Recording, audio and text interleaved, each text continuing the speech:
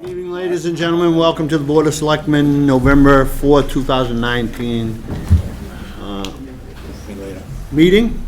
Please rise for the Pledge of Allegiance. I pledge allegiance To the flag of the United States of America and to the republic for which it stands, one nation, under God, indivisible, with liberty and justice for all. Thank you. Public announcements. Kevin? I don't have any. Is that Jim? Nope, all set. All set. Ken? Just want to remind everybody, next Monday is Veterans Day, and the parade this year, the Tri-Town Parade, will be in Whitman. It steps off at 10 a.m. I believe it starts at the commuter rail, and it ends at the VFW. So next Monday, you'll be able to make the parade, if there's no snow on the ground. No S words. Tim? Anything? No? Okay. Public comment. Before we start public comment, again, I will reiterate what I said last week. We cannot and will not discuss personnel issues at this meeting. We can't, just so everyone is aware of that. So, public comment? What do you mean by you can't discuss personnel issues? Just what I, You can't personnel. talk about Justin? That's correct. I understood that this meeting was about Justin. I don't know where you got that impression, because that's not what was on the agenda. Well, we just pledged allegiance and justice to all. Can you go up to the podium, sir? Yep. You give your name, please, and address. I live at 222 Linwood Street in Abington, Massachusetts. I've been at cable for the last couple of years. I've been producing a show with my wife, Marilyn. The only reason I'm there is because Justin Shanahan is the most fabulous guy that I've ever worked with. And I've been in the business for 40 years doing TV. And I know talent and I know genius when I see it. And Justin Shanahan is a technical genius. Jim, Ken, yep. And- Again, we can. No, we pledge allegiance We- justice I to know that all. we pledge allegiance. We- No, hold on. No, wait a minute. I No, read no, that I you won't said, wait. I read in the No. paper, right here, nepotism raised in firing of Yeah, public what access. you read has nothing to do with me, sir. My name's Tom Conley. My name is mentioned on one piece of that, and that's. Yeah, and it says that you are not going to let us discuss this No, that's issue fine. that's burning in the hearts of all the Abington residents. What I will tell you is we cannot discuss personnel. Well, you know, Do it and, with police, fire, cable. We can't okay, do it. all right, I will Ask discuss, you to step I away from the will, microphone, please. can I say? Okay. All right. This is America. It is. I'm proud to be a resident. Breaking the song. Thought you were going to break into song. I could have. I have a question. Joe, you certainly can come up to the podium. Joseph Shea, 3 Wyman Road, Abington.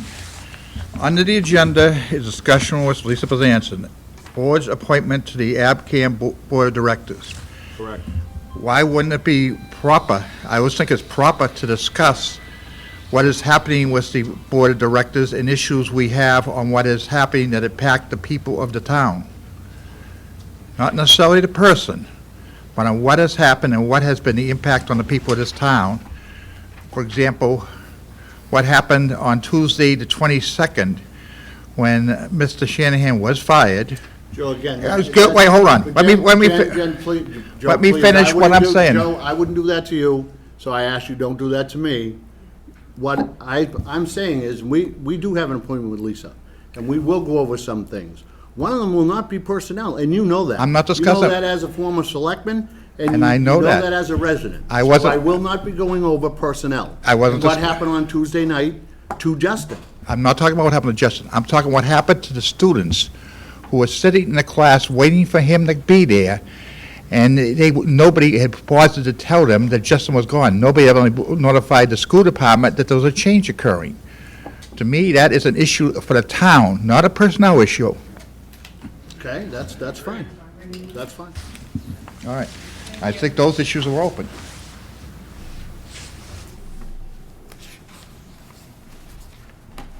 Any other comment?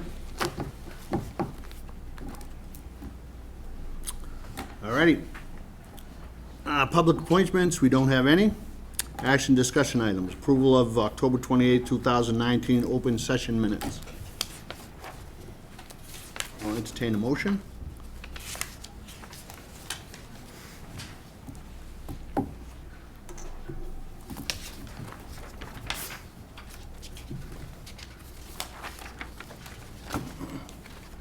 make the motion to approve the October 28th, 2019 open session minutes. I will second. Second. Any further discussion? All those in favor? Aye. Aye. All right. Okay. Request for extended New Year's Eve hours, Giardino's. Someone here from Giardino's? Up the podium, please. Come on down. We thought they were all here for you. Good evening. I'm from Jardinos, and we would like to be able to be open until like around like 2 o'clock to have a private party for about like 200 people. We'll be serving alcohol. Well, I would like to find out like when we'll be able like to sell like the alcohol. Like it's up to you guys. Like that's why I'm here. What's your current, okay, I see it in front of me, 1 AM is your current license? Yes.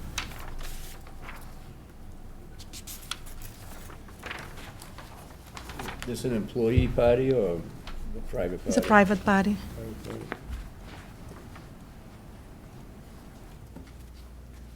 Will it be just the private party that will be open till 2 AM, or Yes. will the front bar be open?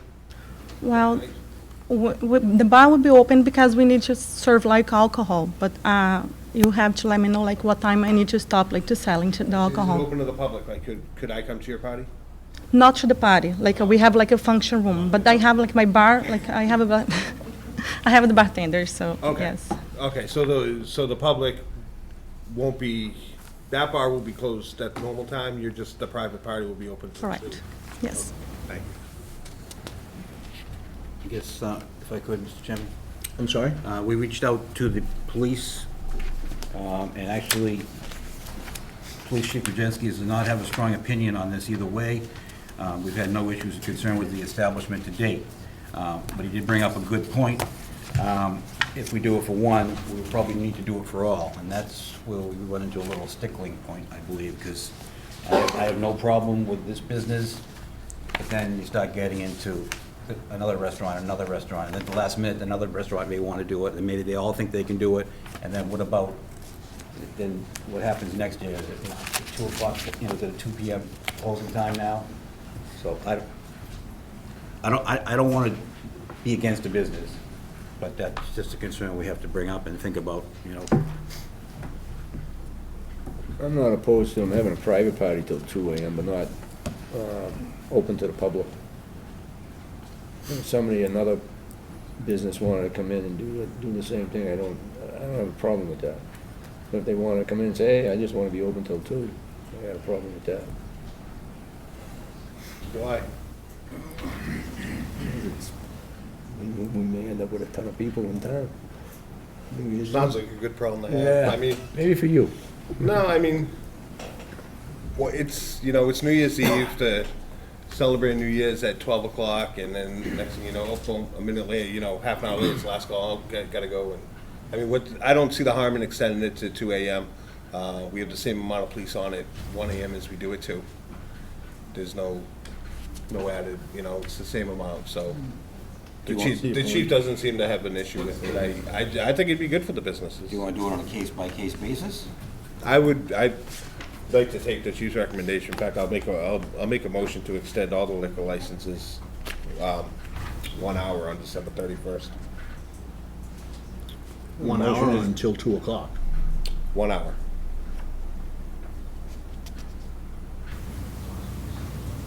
So we're just blanket covering every business in town. That closes currently at 1, can stay open till 2.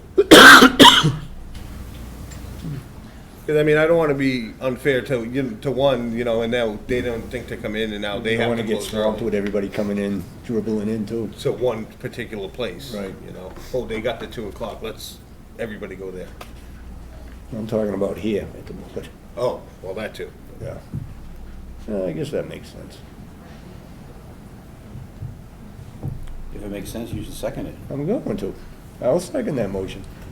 Tim seconding. Any further discussion? Yeah, when I was a kid, growing up, when I first was able to drink, and I don't want to admit that I could drink at 18, I used to go to the Polish Club in my high school senior year, but anyways, it used to be that the town of Brockton's liquor license was later than Abington's, and everybody would go to Christo's, or what was the other place down there, right over the border. And it just brings up, it's kind of a scary thought that if people in Rockland, Brockton, Whitman at 1 o'clock or 1:45 are gonna rush to Abington to go drinking, so that's why I have a problem with it. Which is not to say I'm against one business doing it, but I'm against your motion.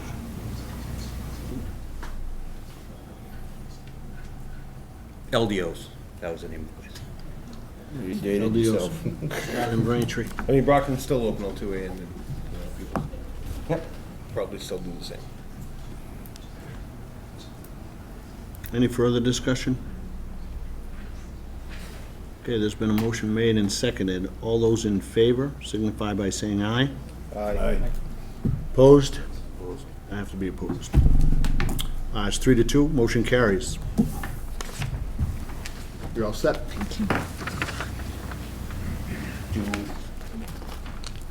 Maybe we should ask Rick this, do the other businesses have to come in and ask, or is it gonna be, I mean, your motion was that they would automatically? It would just Is that- automatically, yeah. Is that our, I'm sorry. all the businesses in town are now, with that motion, able to stay open on New Year's Eve till 2 o'clock? Well, that was just the one application. Oh, he made a My motion. motion was to extend all the liquor licenses 1 hour. I missed that part. So businesses that currently at 10 can't extend till 2, but businesses that are 1 can go to 2. That was my motion. So they don't all have to come in and apply, that's all set now, for New Year's Eve only. So if they're only open until 10, can they stay up until 11? Yep. Right.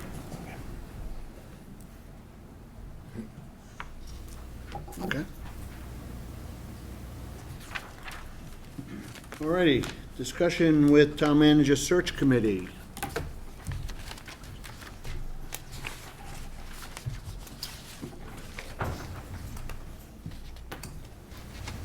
Good evening.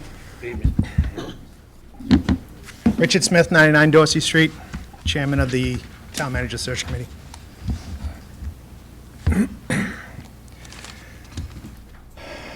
How are you? Good, how are you? Busy night. All for you? I'll try not to delay. Long story short, we had a step down. One member is unable to fulfill his obligation to the committee. Unfortunately, 2 actions not of his own, so he has since submitted his request to leave the group. Nancy has that, and I did speak with Tom today, and he's doing better, but he obviously can't commit to his original job, so looking for some guidance from the board. I'm not sure, the charter says 7. Right now, we're at 6. We're still conducting meetings with a quorum, but we want to know whether or not you want to put out to the audience, out to the people, whether or not we want to fill that vacant slot right now. How long do we have to post it, Rick? 14 days? All your appointments have to be posted for 14 days, correct? You're not losing a lot of time, 2 weeks, are you? No, actually, we're in a good place, and I'll continue to run down my list when we're done, but certainly having that extra body would be great. Okay, so can we'll say we post it tomorrow, and then Yeah. at our next meeting following that posting date, we'll have all the applications and should be able to go through them. Yeah, In we a had quite a few people that wanted to serve in that committee, so, Yeah, Yeah, hopefully we'll still get a some good interest. turnout. yeah. Yep, Rick, can we get that posted, please? Yes, sir. Thank you. When is our next meeting? It's gonna be more than 14 days, so. Second item I have on my list here is we had requested a liaison from the board. I did speak with Jim about it a while ago. Ken was great and invited us to the podium to have a little bit of a discussion on it, and don't know what your general thoughts are after the meeting. It certainly looked positive after the last discussion we had, but I don't know if you've had any discussion in executive session. Our whole thought process is it'd save us from coming to meetings and streamline our process, that if we have something that we need to bounce off, whether it be town council or like our next item is funding for our postings, it would be nice to have a liaison that we can bounce that off of and streamline that process. Okay, you mentioned in executive session, we don't talk about stuff like that in executive session. And, Okay. It wasn't on the agenda at the last meeting, so we really couldn't talk about it, but we can talk about this now, obviously. But I would not mind being a liaison. I wouldn't be a voting member of the committee. They would just come to me and ask if that's, only because I served in the last one. But if that would somebody be else, ideal. if somebody else wants to do it, that's fine, because they do have experience on the board. I mean, Ann Welch, that was a wealth of information. I think she was on the last one. She's been great.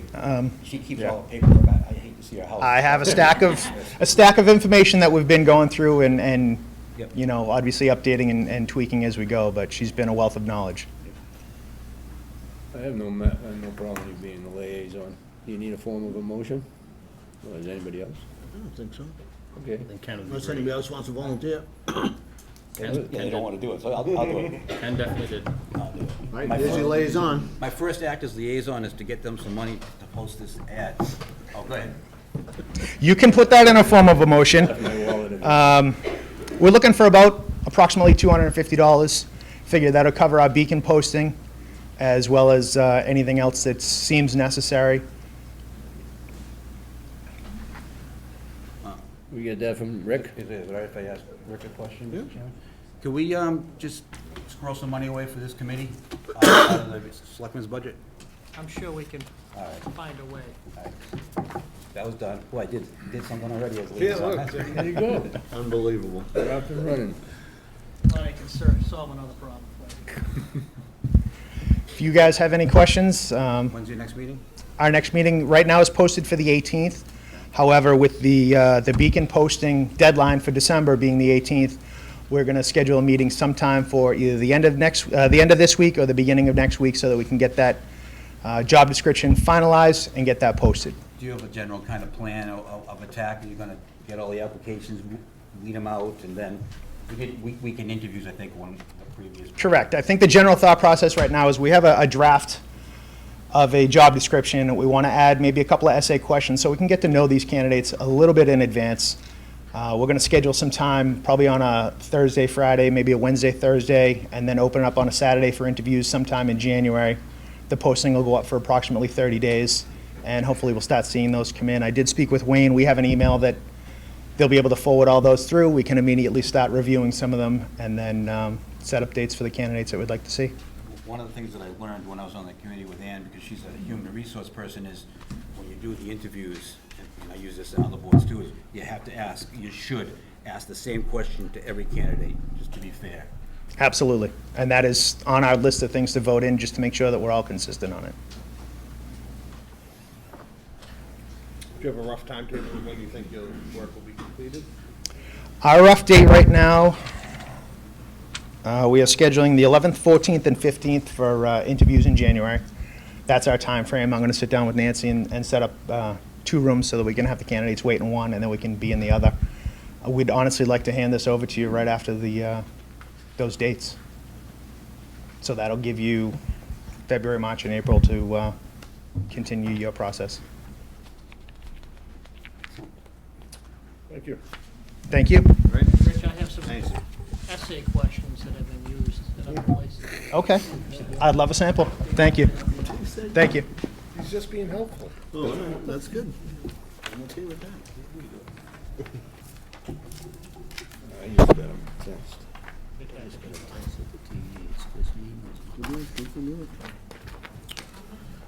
All righty, discussion with Lisa Bezanson, board's appointment to ABCAM Board of Directors. Can I ask one question? Is this meeting live? Is it live? I hope so.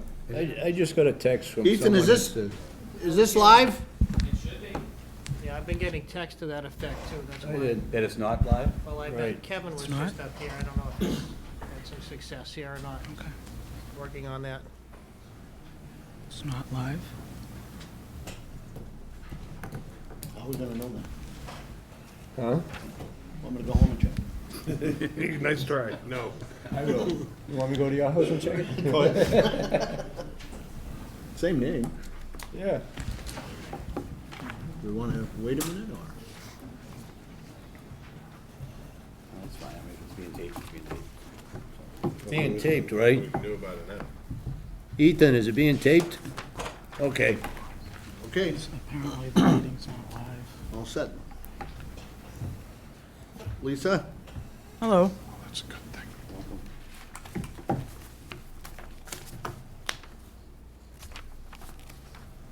Want to introduce yourself for everyone? Sure. In case they don't know you, and I am Lisa Bezanson. I'm the president of the Board of Directors of Abington CAM, that's Abington Community Access and Media, and it is the cable access studio here in Abington. And this is our attorney, Yeah, I'll just. sorry. And Mr. Chairman, members of the board, good evening. I'm Attorney Jim Timmons. I have a law office in Quincy. I've been representing the board, and in particular, I represented them in a matter involving an employee, and the employee's attorney, Bill Egan, is here as well. The concern, and the reason I'm here tonight, is that, as we explained last week publicly, we've reached an agreement with the employee in regard to a personnel matter, and there's a lot of misunderstanding surrounding the entire thing, but I read an excerpt from that agreement indicating that On the agenda to talk about. this was, no, again, correct. We aren't here, we specifically said that we're not gonna talk about personnel issues. oh, okay, well, that's fine. If we don't talk about it, that'd be great, but I just want to be careful about peripheral issues as well. Thank you. I'm not sure what you mean by peripheral issues. I'm sure we'll find out. I guess we will. So, so Lisa, we did ask to have you come and see us because we did appoint you. I have a couple of questions. I'm sure the board has a couple of questions. Anyone in the audience, if you do have a question, would you please, you'll have to come up to the podium. You should be a resident, and also would you do it through the chairman, please? I would just ask that you would do that. Lisa, one of the things that I want to know, and I guess being a treasurer and stuff, is I want to just ask about the funds, and if they're under a nonprofit, and if they are, if we filed the nonprofit disclosure, if not, if it's under, the town of Abington's tax ID, which I'm hoping that it's not, but that's one of the questions right now I'd like you to answer for me, please. We are a private corporation, and we have a tax ID number. You have a tax Is that- ID Yes. for AbCam? Right. Okay. Yep. Okay. And you, when did you get that number? 2009, I think we were incorporated July 23rd, 2009. 2009, but I thought we had lost that, that tax ID number, that we weren't using The that. tax ID number.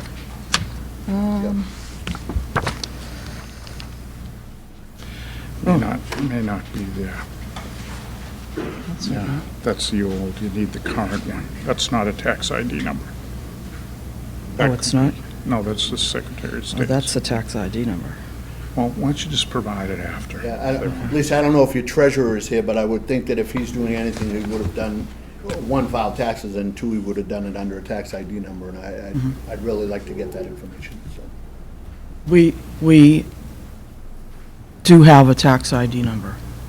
Is that, But again, So- you said it, and I apologize, you said it's 2009, and I thought that, you, after you had taken over, there were issues, and we hadn't used that number for a while, or your corporation, your private corporation hadn't used that. Is that the one? that you so used? it could be that actually, From my understanding, perhaps this old ID number was the original tax ID number, and then in 2012, there was some kind of revival. I wasn't on the board then. I don't know specifically what happened in 2012, but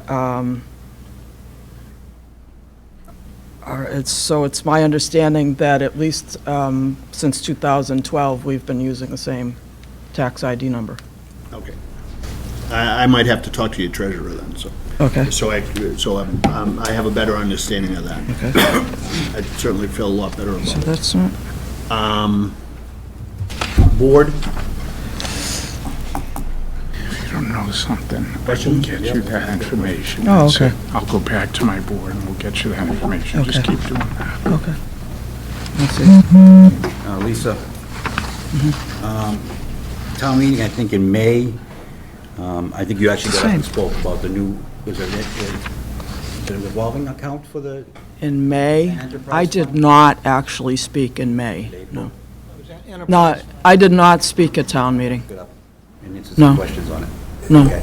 But, well, let me go to the town manager on this. No, she did, when the board was discussing the warrant, Lisa did can't recommend a change in what was proposed for the type of fund to be used for the access funds to be received by the town. So the enterprise fund was her recommendation. Right. Right, that happened in this forum prior to town meeting. Right, and we agree Right. with you on that. Correct, yes. Changing the language. Okay. So now that meant that starting July 1st, an enterprise fund. Existing, correct. But prior to that, I think that the town manager's been asking for turnover of the AdCam funds Correct. on 3 separate occasions, July 5th, July 29th, and August 29th. Emails were sent regarding the turnover of the AdCam funds to the town. Have they been turned over to the town? No. They have not. Can you answer that? Why haven't they been turned over to the town? It's my understanding that the funds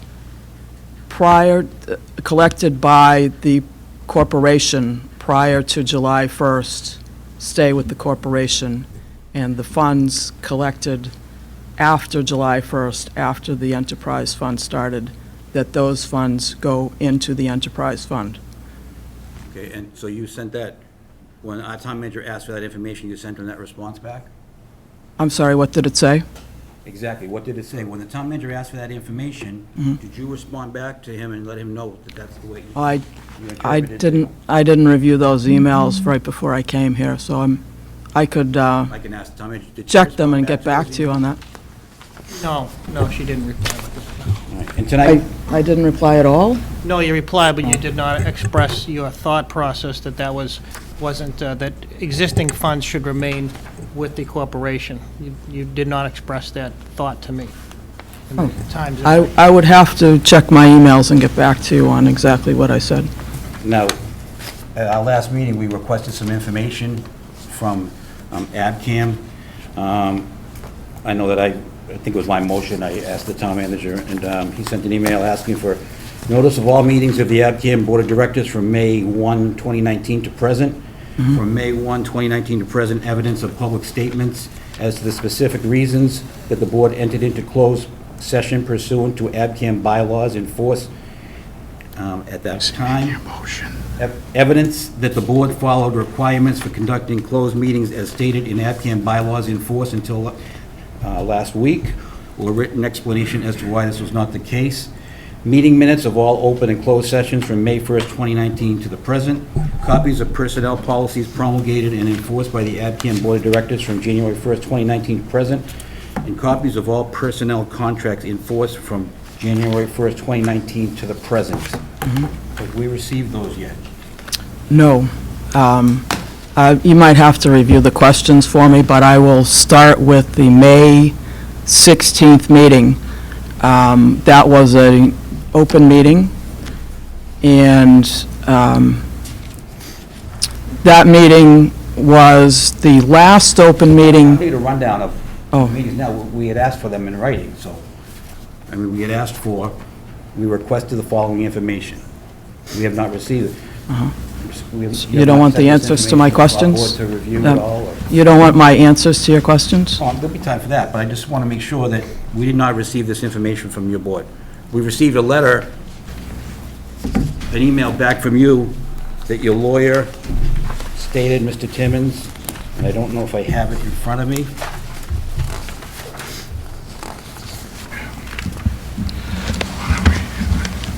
The lawyer's response was, in the email, it says, "It is clear that these people don't understand the repercussions of what they are doing. There is no basis for this request being made, and the impact of the request is that the town manager and board of selectmen are interfering with the contractual agreement between the applicant and employee Justin." We didn't ask anything about. That was Jim Timmons' reply to Lisa. That's what I said. I thought you were saying No, she I sent said, it. no. Well, actually, she did send it. But it is his response. Your response. Again, they keep bringing it around to Justin, but we're not talking about Justin, we're just talking about, we're not talking about personnel, we're talking about procedures. Mr. Timmons went on to say this is an outrageous assault on the autonomy of a public assets corporation by a town government. May I see whatever it is you're reading? Information. May I see whatever it is you're reading, please, or a copy? Absolutely, you can see whatever we have, we just can't see what you have.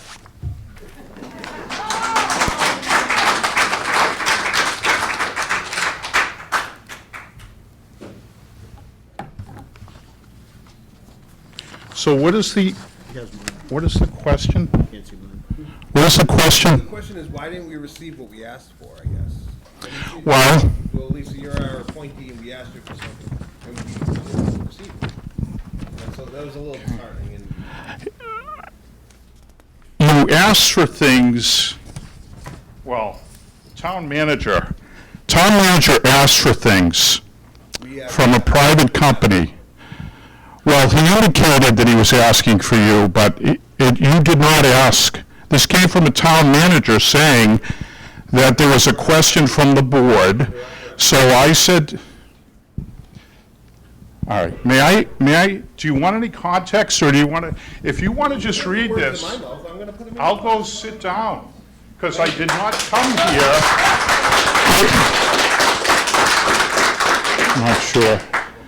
I don't think Lisa's here, nor am I here, nor would any sentient person be here, simply to be a piñata while people say or do things.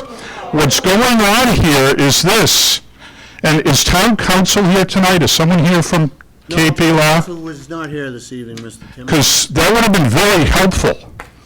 It is crystal clear that people don't understand what's going on. It's that simple.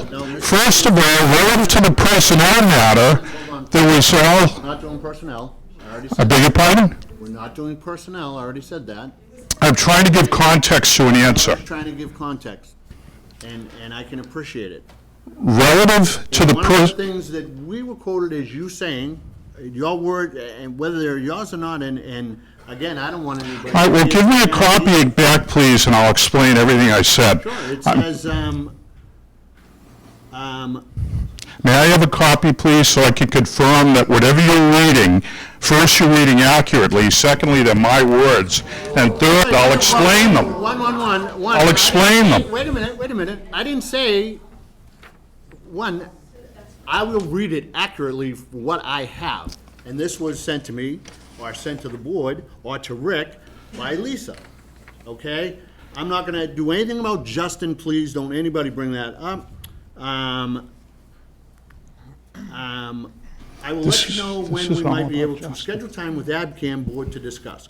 Following that process, we can respond to the town. Until then, you can refer the town manager to the website for the meeting notices and advise that this private company will not be responding any further to a private personnel matter, which is not what we asked for. Also, please check with him whether he has made the same request of Justin. Again, I don't want to talk about that, but this is the stuff that you wrote up. I told one of the folks who spoke up last night that we would happily go to a Board of Selectmen's meeting and discuss if Justin agreed. Again, he's not coming. I don't see that Justin would ever, or would the town attorney would allow it either. But last night, we all felt enough was enough. this outrageous assault on the autonomy of a public access corporation by a town government. I feel you should reach out to Mass Access for support. I don't know if Mass Access is here. Maybe they are. Two members of their board were there last night and spoke to you after the meeting. We asked for specific information that didn't have to do with Justin. We were asking for minutes, as Ken had just said. I don't want anybody to be a piñata either, but when we ask for something, and we ask the town manager to request that, we expect to get it. And that's me, so. All right, well, there's a couple of things. First of all, Mr. Conley, who you really should be recusing yourself on matters if it gets contentious between both. And I say that for your sake, not for, I'm delighted you're involved, because there's a member of the board of ABCAM. If I may, we discussed that, Matt, I talked it over with the town manager. If it comes to a vote, I'm gonna be abstaining, but if I have comments to make. Oh, I said I'm delighted you're involved. I want to make sure you're careful, that's all. But you're on the board, and you're on the board of selectmen, and you could very easily be reporting to your colleagues about this, very easily. And I don't understand why, when we were dealing with a personnel matter, this request was made. It was never made clear to us why the request was made or what context. And the problem we have here is this. Obviously, when this new board got in and started operating, there were friction issues that occurred. Now, the ABCAM is being asked, a private company, to produce records to the Board of Selectmen. This is unprecedented, probably in the town of Abington, because I don't know what other private company books you're reviewing, but I know that in the world of access media, there is no other private access company in the Commonwealth of Massachusetts that's being subjected to this type of thing, a public hearing to review its books. For what? For what? It's a private company that was set up and files private returns, is answerable to its own membership, and I don't understand what it is you want to know. And I said in this email that you're reading excerpts from, you don't understand, and I said that because it's clear that folks don't. What Lisa Bezanson said is absolutely correct. The purpose of the change in the law regarding municipal finance law and the money that comes from Comcast, Verizon, and other cable companies like that is a check on communities that were taking the cable money at the beginning of the year, and then at the end of the money, were dropping it into the town's general fund. So the department, the DLS said, we are not going to certify any more annual budgets this December if you folks don't come up with a particular accounting approach to how you handle cable money.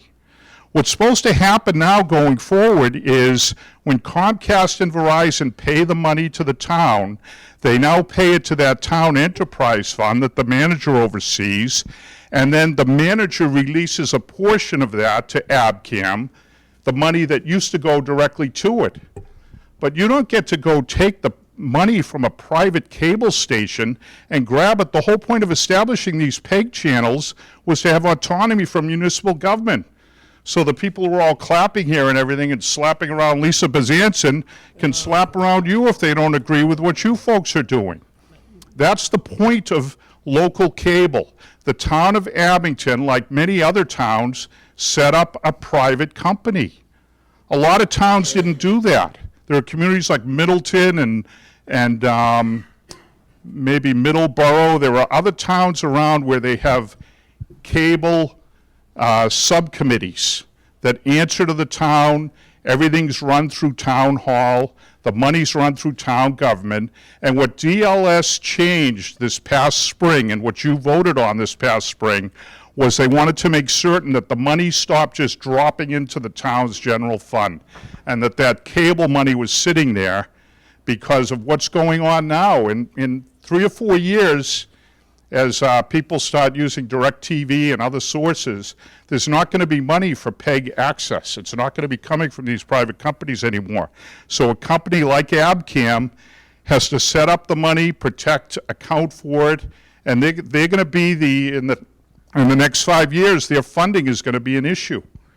If you ever watch Rockland, by way of example, their local cable, they have sponsors. When the Selectmen's hearing comes on, they begin with private sponsorships because they've already started to react to this environment. So part of what happened when this new group came in was they were addressing those financial issues and everything. But they're not going to take all their money and turn it over to the town. That's not going to happen. And all I was trying to protect from, or protect against a couple of weeks ago, Mr. Egan, Justin Shanahan's attorney who's sitting up the back will confirm this, is to make certain that the agreement that we reached with Justin Again, that's was not blown up, all right? And by releasing data, well, I'm giving you context. Chairman. You're holding me accountable for objecting to responding, all right? You're saying, we're not talking about personnel. Well, guess what? When you asked for all this information a week ago, we didn't know that. It came in the context of this frenzy that we were subjected to up at the high school. People from Whitman came to speak about the new person who was coming in to deal with Abington Cam, and they were afraid to speak. They came to Whitman, to Abington High School, and they were afraid to speak Chairman. because of the atmosphere. And so, against that backdrop, Mr. Chairman. Lisa Bezanson, well, I'm almost done. I'm explaining things. You keep cutting me off when I explain what's going on. If you're going to hold me accountable for this email, I want everyone to understand where it came from. It was that we don't want to do anything that upsets the agreement with Mr. Shanahan. And when you start talking about finances and other issues, people who may come to this with a fair mind might infer that somehow the board was holding him accountable for this, Mr. Shanahan. And that's not the case. There are a lot of complexities encountered. The two sides decided to part ways, and that's what happened. And that's not been understood or accepted by a number of people. Mr. Chairman, may I? Rick, hold on one second, Yeah. because I want to ask Mr. Timmons a question. You're under the opinion, or what I'm getting from you is, the money that the corporation had before July 1st is not to be turned over to the town. Correct. Okay. Rick? A couple things, Mr. Chairman, and this is one of those times when you try to be careful to stay in your lane, so to speak, but my understanding is that the purpose of the change in the methodology for payment is to create accountability for cable access corporations. The reality is that money's supposed to be turned over. That's not being given to the town. It's being held in an account, and the cable access corporation can spend against that account just like every other town department. It's not being given to the town. It's used by the Cable Access Corporation based upon their requisition for money. So it's not giving anything to the town, and those funds are supposed to be turned over to the town. And again, I'm not going to have a debate about that. That's what I've been told. Regardless, the money's supposed to be turned over to the town for the same purpose. It's not being given to the town. The other thing I would, again, Mr. Chairman, if you think I should stay in my lane, please say so. I was directed by the Board of Selectmen to do some homework and report back to the board. I made a request for information. That request was not about anything to do with Justin Shanahan. That was to get information pursuant to whether or not the town's the Cable Access Corporation's bylaw was being followed properly, procedurally, in dealing with that personnel matter. The Board of Selectmen doesn't deal with that personnel matter. Those bylaws are approved by this Board of Selectmen, either passively or actively. And reviewing that bylaw to make sure that it was done properly, handled properly, is completely within the board's jurisdiction. And the reason I sent this to Lisa is because she is the board's appointee. Mr. Connolly is not the board's appointee. He's the school committee's appointee. I made it very clear on Thursday that this is not about Justin Shanahan. This is about collecting information so that conclusions can be drawn about the process that was used to reach a conclusion. To date, I have not received a response. I did not receive a response as to whether or not Ms. Bezanson was even going to appear tonight. So it's very hard for me to do the job that you asked me to do if I can't get information from the corporation. And again, this was not asking for personnel issues. There's nothing about internal personnel files. This is about a procedural question only for me to report back to the board. I've not been able to do that for reasons I've already stated. So this isn't a matter of private versus public. This is simply a matter of asking an appointee of this board, just like I am, for information pursuant to the bylaw that has been approved by this Board of Selectmen. Rick, has the town accountant set up that account? Yes, and the funds, the new funds are going into that account, correct. There are funds coming into that account? That is correct, yes.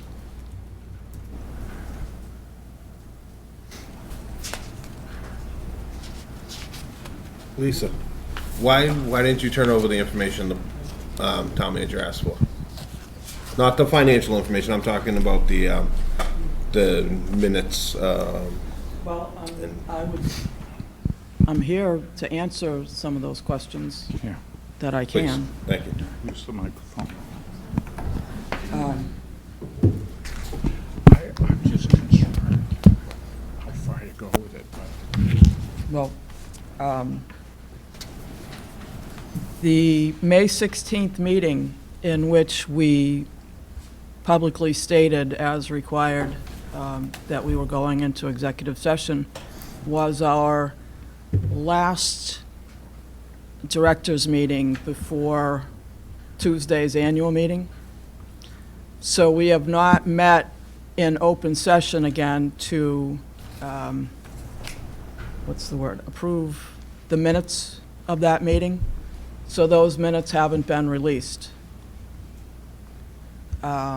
We have been meeting in executive session, and we did publicly specify that we would be meeting in executive session.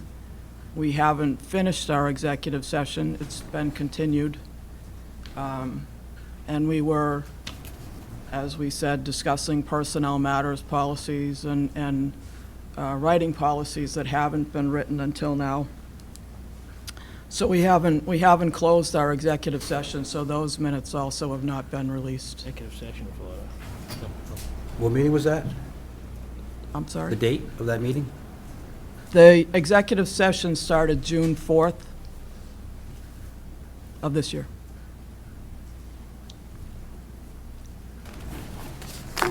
Was there an agenda posted for that? There was not, and it's actually the only public posting required by the bylaws is for annual or special meetings. We have, since I came on board, we have actually been publicly posting all of our meetings, but that's not specifically required by the bylaws. Prior to that, there weren't even meetings. No, yeah, actually prior to that, there were, it's my understanding that the last meeting held before June 12th of 2018, when I started having meetings with the board, was in 2012, September, I think it was, of 2012. And actually, I did notice, excuse me, I printed out from the Secretary of State's website, and this is information that is available on the Secretary of State's website. Before you start, just to be perfectly clear, Lisa's going to get into something I've asked her not to get into. However, this has nothing to do with Justin Shanahan. Attorney Egan and I talked about some particular items that Lisa wanted to discuss publicly and disclose, and he understands this issue. It'll be one example we'll use unless you want to object, because I don't like opening this door, but I'm happy to Well, I'm a little confused by your comments, Attorney Timmons. I know, I heard Chairman Connolly speak about not speaking about personnel matters in an open meeting. I've had a long experience representing public agencies, and you're absolutely correct. Attorney Timmons has mentioned that Justin has reached an agreement to amicably part ways with the board, and there is confidentiality and non-disparagement provisions as part of that agreement that by both parties. I'm here to observe and listen, and I would just be very hesitant for anything to come up by innuendo or implication to affect Justin's long history here in Abington. He loved this job. I know he's communicated to a lot of folks. He's still dedicated to community access going forward in his life. But, you know, as far as any implications, I'd be very cautious on that because I don't want to tarnish Justin's reputation in any way where he did a really good job here. I'd like to see that go. So, this is information, public record, available on the Secretary of State's website, which is where I found it. So you all are free to look there, and you will.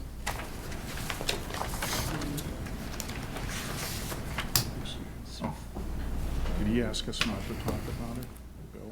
Or can you Yeah, talk about it? you prefer that I don't talk about the annual filings? Well, as far as I know, it's not a personnel issue that we're talking about. No. So Oh. as long as that, it's up to the chair. All right. Oh, I'm sorry. I'll do it and be clear, all right? One of the issues, and if there's interest in oversight, this is mass.gov, Secretary of State's office. And in discussing with Attorney Egan, this is not necessarily Justin's job as executive director. Yeah. I don't. Can you come up to the microphone? Yeah, I need you to come up to the microphone, please, sir. It's a procedural discussion. Did you, I didn't hear you. Are you saying yes or no when talking about it? No. You don't want us to talk about No, it? it doesn't. That's fine, I'm sorry. I don't want anything to, excuse me, let me identify myself. Thank you. My name is Bill Egan. I'm an attorney from Whitman, and I represent Justin Shanahan. Obviously, the board has concerns about the operation of ABCAM, to use the acronym or abbreviation, whatever you want to call it. I'm just really here to observe and listen, as I said, from the back row there. And I know people want to talk about personnel matters, and the sheriff said they're not going to go there, and I think I'm fully supportive of that position. I just don't want anything to be brought up here that's going to come back on Justin about what his job duties were or weren't, or anything like that implied, or convey a conversation that maybe Attorney Timmons and I had, that I don't want anything taken out of context.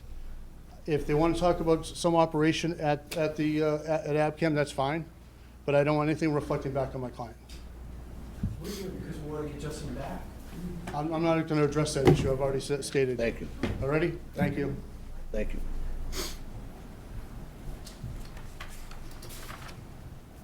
And see, this is the problem we have. You have essentially volunteer members of a board who were, working in their spare time, or whatever free time they have. We have volunteer members of an organization, and we had one individual who was paid as executive director. So it's necessarily the case that discussion about the operation of the company over the past several years becomes a concern for the attorney for the former executive director, and for me, who entered into an agreement saying we're not going to disclose anything, and we parted amicably. So And I will say, I think you should talk about this, and we'll leave it. I will say too, that one of the questions that was brought up, I believe it was by Mr. Shea, that doesn't have to do with Justin, it has to be with ABCAM, not informing the school or anyone that that somebody wasn't going to be there, that somebody wasn't going to whatever Justin did, teach a class or whatever, and that certainly bothers me, and I believe Mr. Shea made a good point about that, and I think he can bring that up without, again, discussing, Justin, unfortunately, but, So, I don't understand where that comes from, because I've had 2 conversations with Peter Schaefer, the school superintendent. okay, and if that's what you believe, then If that's what okay I with that. believe. No, if that's what you say, Lisa, then that's what you say. Okay? Did Someone anybody ask else. Peter Schaefer? I'm sorry? Did anybody ask Peter Schaefer? I did not, so. I did not ask Peter Schaefer. Just leave it alone, because you talked to him, leave it alone, all right? I did. So Lisa, you had an open meeting on May 16th, and those minutes aren't approved yet? No, we haven't met in a follow-up meeting. The meeting we had last Tuesday was a annual meeting, Yep. so we did not approve the minutes. So no minutes have been approved since May 1st, Our 2019? last meeting was May 16th, no, And that hasn't been approved? no. So you, Our last regular meeting, I'm okay, sorry. so that's why you can turn those over to us. That's right. Evidence that the board requirements for closed meetings is stated by Abington bylaws and force, or a written explanation on to why that was not the case? Why couldn't you provide that? Why couldn't you provide that? Why the, Evidence that the board followed the requirements for conducting the closed meetings as expressed in the bylaws in Right. force. the bylaws actually state, no matter which version you use, we were under the old bylaws at the time, and no matter which version you use, the bylaws state that annual and special meetings need to be advertised. They don't state that regular directors' meetings and closed meetings be advertised, although we did advertise the closed meeting. So why couldn't you provide us that? I mean, it seems like a simple explanation, like a reasonable explanation. Why couldn't you provide us that before the meeting, when the town manager asked for it? Oh, so the question is you wanted it in advance? I'm sorry. Yeah, it says, or a written explanation of why that was not the case. I didn't realize you wanted it in writing. I thought that's why I was coming here.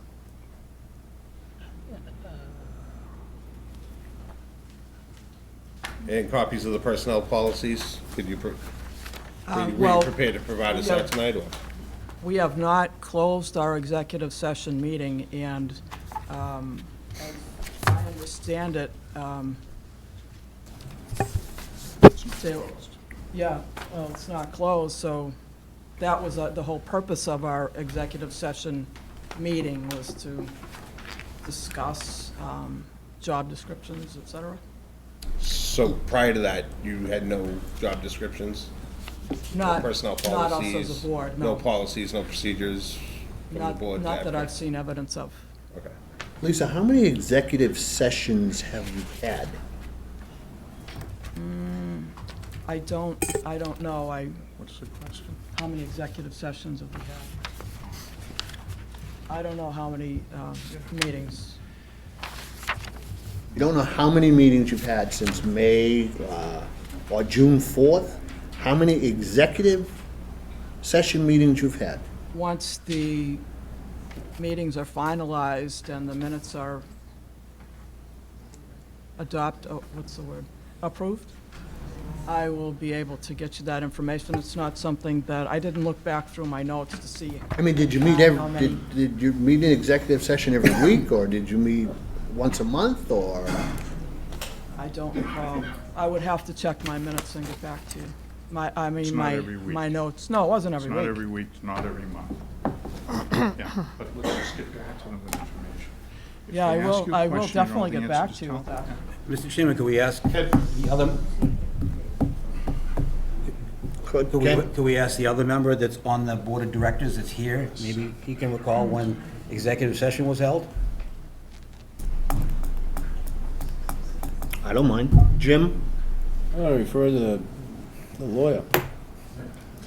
My recollection, if you want an answer, my recollection, I think we met 3 times maybe in executive session.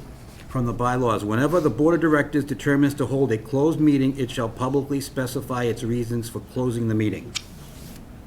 Yes. You're In gonna our tell me May- it was one long run-on meeting, so you didn't have to do that, or? Our May 16th public meeting, we stated that we were going into executive session. To discuss executive director and other job descriptions and personnel matters not to return. to open Yes, session. and then we continued it a few times. Right, but if you're gonna continue the closed meeting, you should publicly specify the reasons or your Or your lawyer's telling you that you don't have to specify for every meeting that you have? We did publicly specify in the May 16th open meeting, and then we continued it. Wait, And this board doesn't have to do any of that. The reference to the open meeting law and its bylaws says it is directory, not mandatory. It's a recommended, rather than just defaulting to Robert's rules, Then why a would- recommended Then why would approach. you have in the bylaws, whenever the board of directors determine to hold a closed meeting, it shall publicly specify its reasons for closing the We meeting? did. If you didn't, yes, on May 16th, and then you had Where are you reading from? the bylaws, Yeah, whereabouts, which section? meetings open to public. But we Section did 7? publicly specify, and And we continued the meeting. As I understand it, even like other boards, other town boards, if they continue a hearing, they don't advertise in the newspaper that they're continuing that hearing, do they? It's my understanding that once we publicly specified that we were going into executive session, we were allowed to continue those hearings. We don't re-advertise, but we put it on an agenda and post it to the public. It was Okay, on the so- slide on the carousel.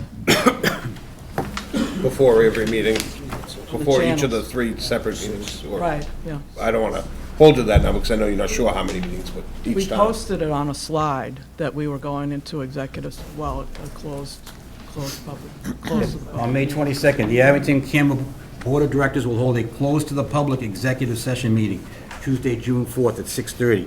I checked, there was no other listings of any other closed public executive session That's- meetings. That slide was up for several weeks, What slide, this one that I just read? yes. But there's no other, I mean, kudos to you. On May 16th, motion to your whole agenda's on there. Motion to enter executive session, discuss executive director and other staff job descriptions, which makes it seem like you're discussing the job description of the executive director, and personnel matters and not to return. After that, it gets a little blurry. May 22nd, it was posted that there will be an public executive session meeting. No agenda, no listing, and after that, we had two or three more other meetings that were never posted at all. So, other than we continued our executive session meeting, Whenever you could just get enough people to get a quorum, or, I mean, they weren't posted. no, On your it Abington was Campbell. posted, and Wait. then we continued it. The other meetings that Jim referred to were posted, You know, a continuation. or you don't have to post continuations? It's my understanding, no. I got a question. The board of directors, how many people are on the board of directors? We're a 5-member board. So, under the schedule of meetings in both copies, the clerk shall cause written notice of the regular and any special directors' meetings to be mailed or delivered to each director at least 5 days before the date of the meeting, unless all the directors attend or sign a written waiver notice. The board of directors may hold special directors' meetings. Would that be an executive session meeting? Would that be what that No. is? It does go on, I don't have it. It goes on to address closed to the public. Let me just grab mine. Yeah, the board of directors may hold a closed meeting. However, the posting of notices and meetings, of meetings and notices to directors shall be in conformity with these bylaws and not necessarily the requirements of Mass General Law, Chapter 38, which is open meeting law. Yes. So where am I'm missing where are we going with the conformity of these bylaws as far as posting the meetings? So, Because it's confusing because it doesn't specify different meetings, I feel. I had it Are you highlighted. looking at the old bylaws and the new bylaws? Well, this is new. Okay. So, Pretty much the the, same. Article 2, Paragraph 5, Notice of Meetings, is written notice of every annual or special meeting, annual or special. Yeah, which is not what you Right. guys were doing. Which is not what we Correct, have. okay. And then, Article, sorry, I had it highlighted and I didn't end up with that copy. Article 3, Paragraph highlighted 7. Oh, copy. this is the That's right. highlighted one. Give me yours. Removal of directors' vacancies. No. That's 4. Article 3,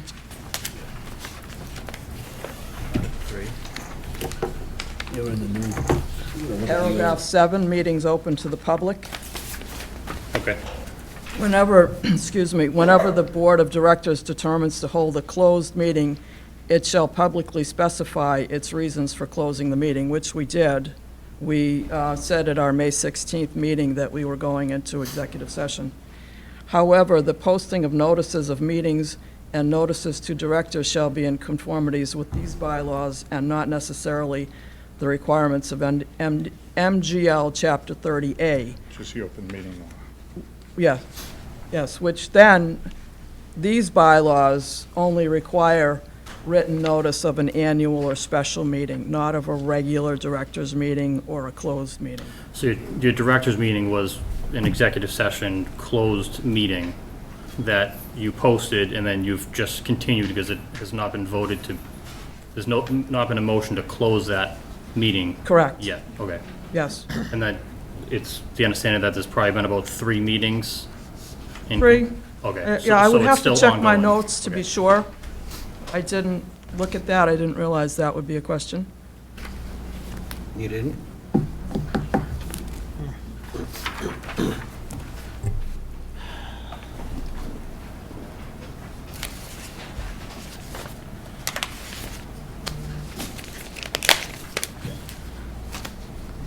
Thank you for the clarification. I understand now. Thank you. Sorry to interrupt, Ken. Sorry, no, I don't mind. Any other questions from the board? I do have some others that I can go into, but I just want to make sure everyone's good. Say that again? I have some others, I just didn't know if everyone else was all set. No, go ahead. When did you get appointed to the board? July, I believe it was July 18th, 2016. So you've been on almost 3 years, a little over 3 years. She was reappointed in June.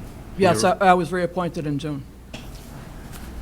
When we do our annual appointments. So when you went on the board, you were just on the board of directors, you weren't the chairperson of the board at that time? So this applies to my understanding of the situation. When I was first appointed in 2016, I was not, for some time, invited to any meetings, and I thought it was me alone that was not invited. Okay. So then, in January, February of 2018, yeah, because we're in 19, the past president came before the Selectmen and said that meetings had been held. So I started looking into it and found out from looking at the Secretary of State's website, found out that that was actually not the case. So I pursued it and found out that there was actually only myself and one other person that were active directors. I spoke to the other past directors, and they told me they had not been invited to a meeting in well over 5 years. So we had 2, myself and one other person. I found out that the school committee could appoint a 3rd, and that would give us a quorum to hold a meeting of 5. So the school committee, I'm sorry, did I say department? I meant committee, appointed a third person, their designee. And I called a meeting because 2/3. What year was this? I'm sorry? This was 2018? This was 2018. We had our first meeting June 12th, 2018. So with myself and the school committee appointee, that was 2 out of 3, and we called for a meeting and had a meeting. And at that time, so there were 3 of us. there was another person that we as directors voted in as a fourth director, according to the bylaws. And they, as a majority, voted me in as president at the time.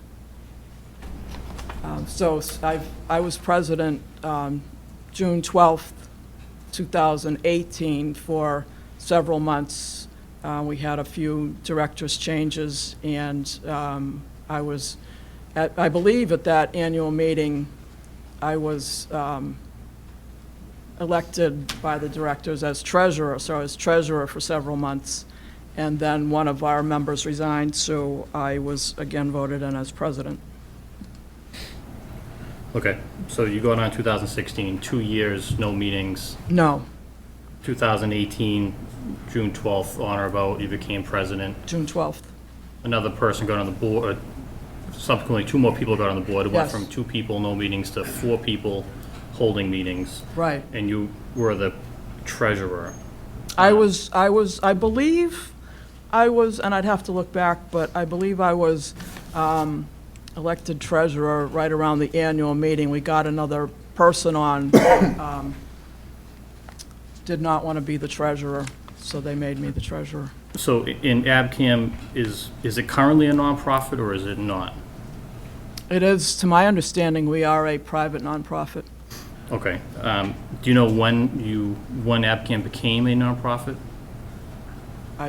Was that before your time, or did you? When did we become a nonprofit? Oh, that would have started when you were organized, before your time. Before my okay. time, yeah.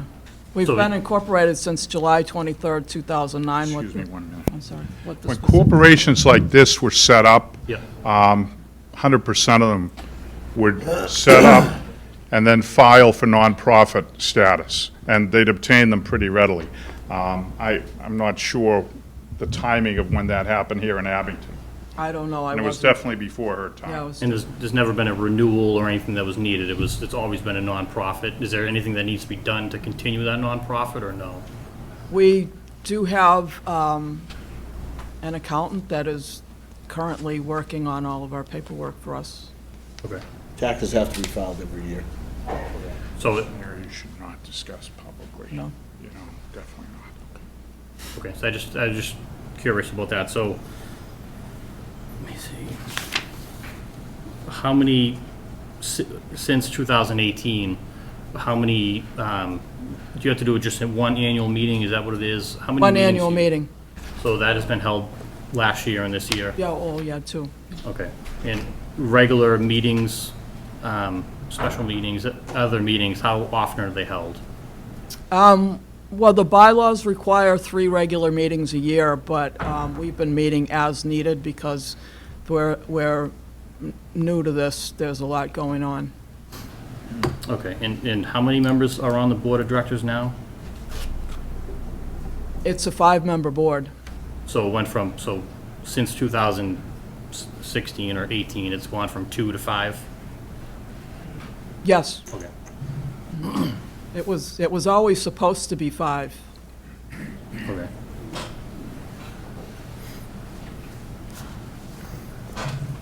How long were you treasurer for? It must have been,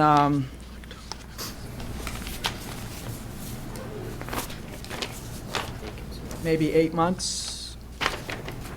I'm roughing that. Okay. And then you went to president? Yes, I was president, treasurer, and back to president. Okay, and there's a treasurer currently? Yes, Okay. And everything is up to date as far as ABCAM, as far as the nonprofit, taxes filed, everything with ABCAM?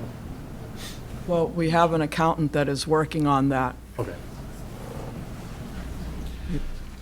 I don't know that they want to be talking about the financials right now.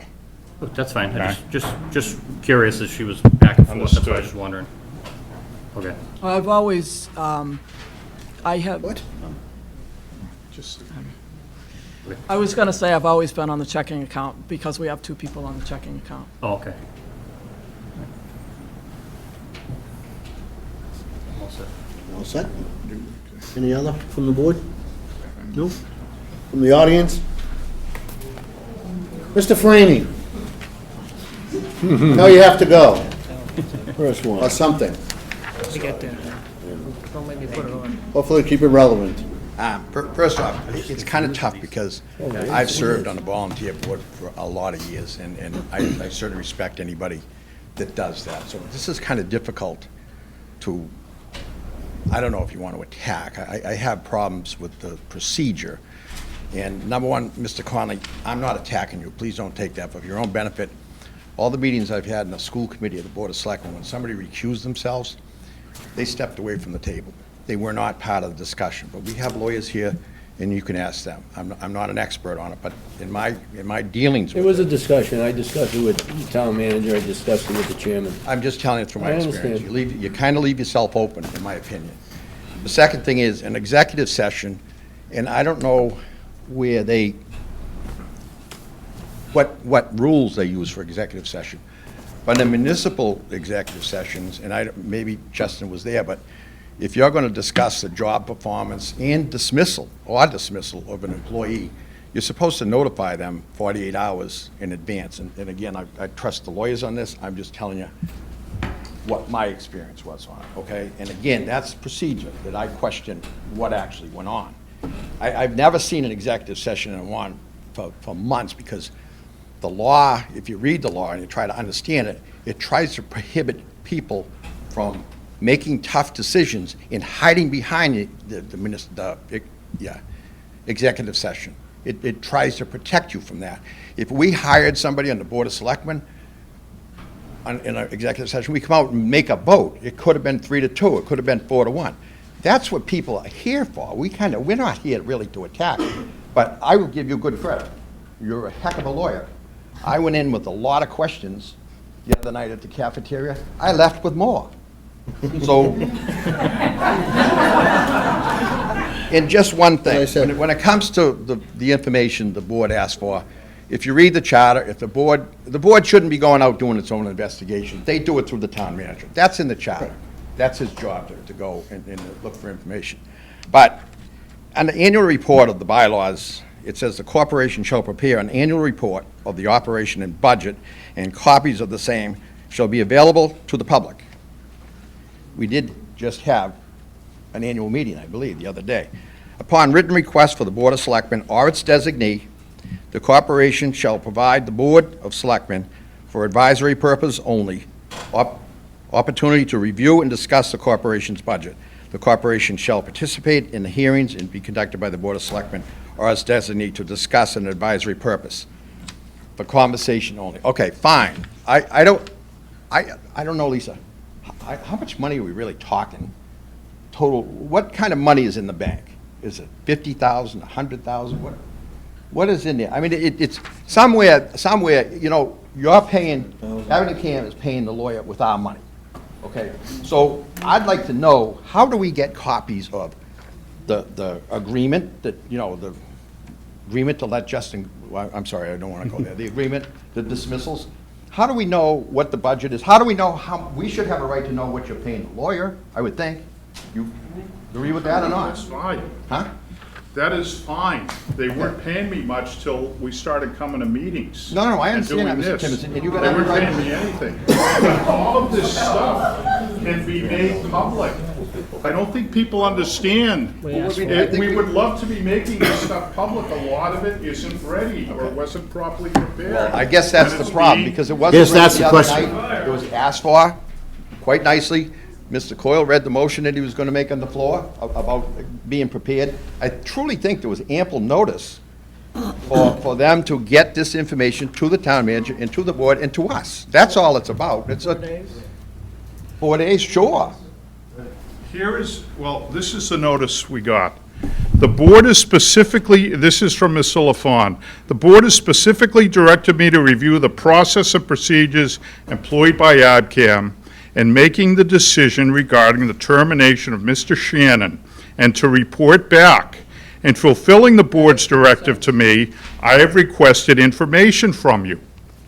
And it does say Mr. Schumer. And that's why I kept going back to the personnel issue.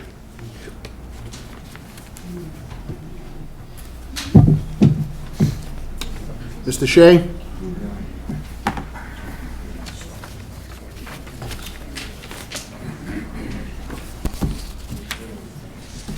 Joseph Shea, 3 Wyman Road, Abington.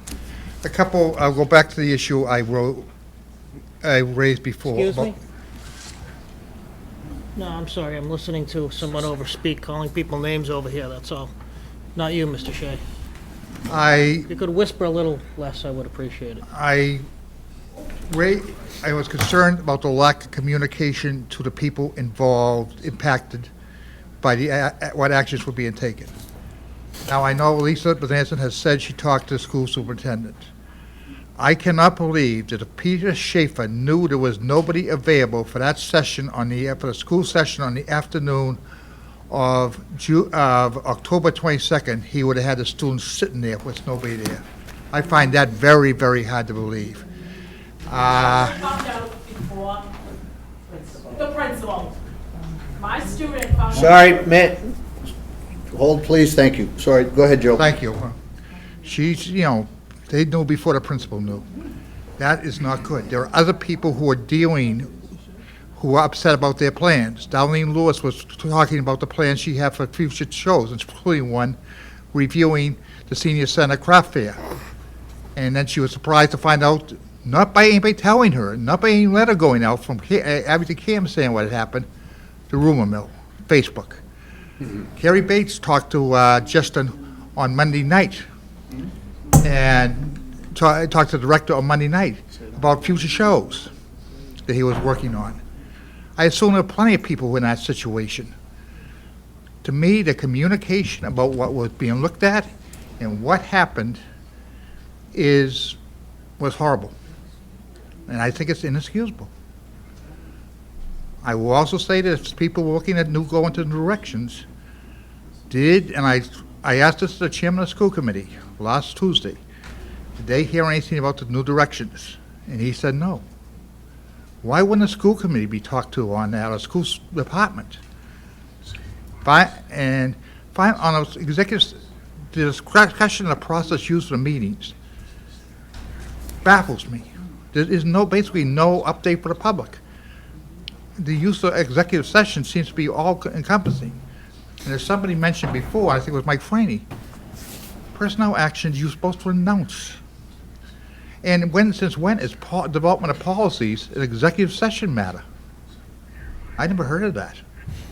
Exactly, I must have dealt with specific people, but to develop job descriptions and personnel policies in executive session, to me is not in the meaning of the law. I think that these issues need to be addressed. I think by addressing, I think the selectmen, as the governing body of the town, the group that works with Abington Cam needs to work on these, see if we can get resolutions with Abington Cam. But I think these are serious problems. I think we've hurt, the public confidence is hurt. And obviously, the ones I feel sorry for are the people who are working, whose plans and projects have now been delayed. And they have hurt, especially the students. Thank you.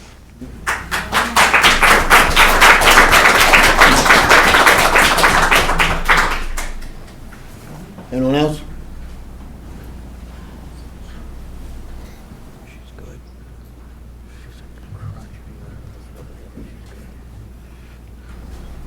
Good afternoon, evening. Kristen Venuti, 653 Plymouth Street. Sorry. I hate going for the microphone. It's not a microphone, just for the cable. You guys speak up. Okay. I was the resident at town meeting that spoke up regarding the enterprise fund. As of this morning, and for the record, the tax ID number for Abington Cam is 270987678. And I verified with 2 representatives of the IRS that no determination letter for nonprofit was ever issued. And that's due to the financials not being filed, annual reports, and the requirements for nonprofit organizations. There's also no contract between the town of Abington and the Access Corporation.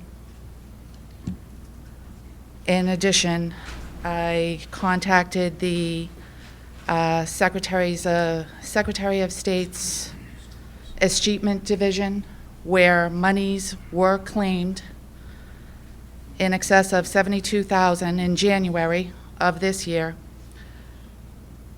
filing a tax certification that in second review by 2 representatives at the state agree that the documentation was insufficient in order to release the funds, and they've referred the matter to the Secretary of State's Attorney General's Division for fraud on the state. Wow, thank you.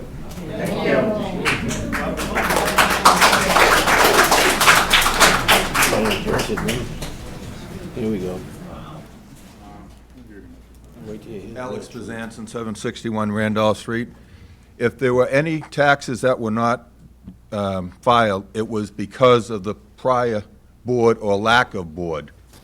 This board, and I've been to all the meetings, and every one of you should come to the meetings, and every one of you should become a member of Abington CAM.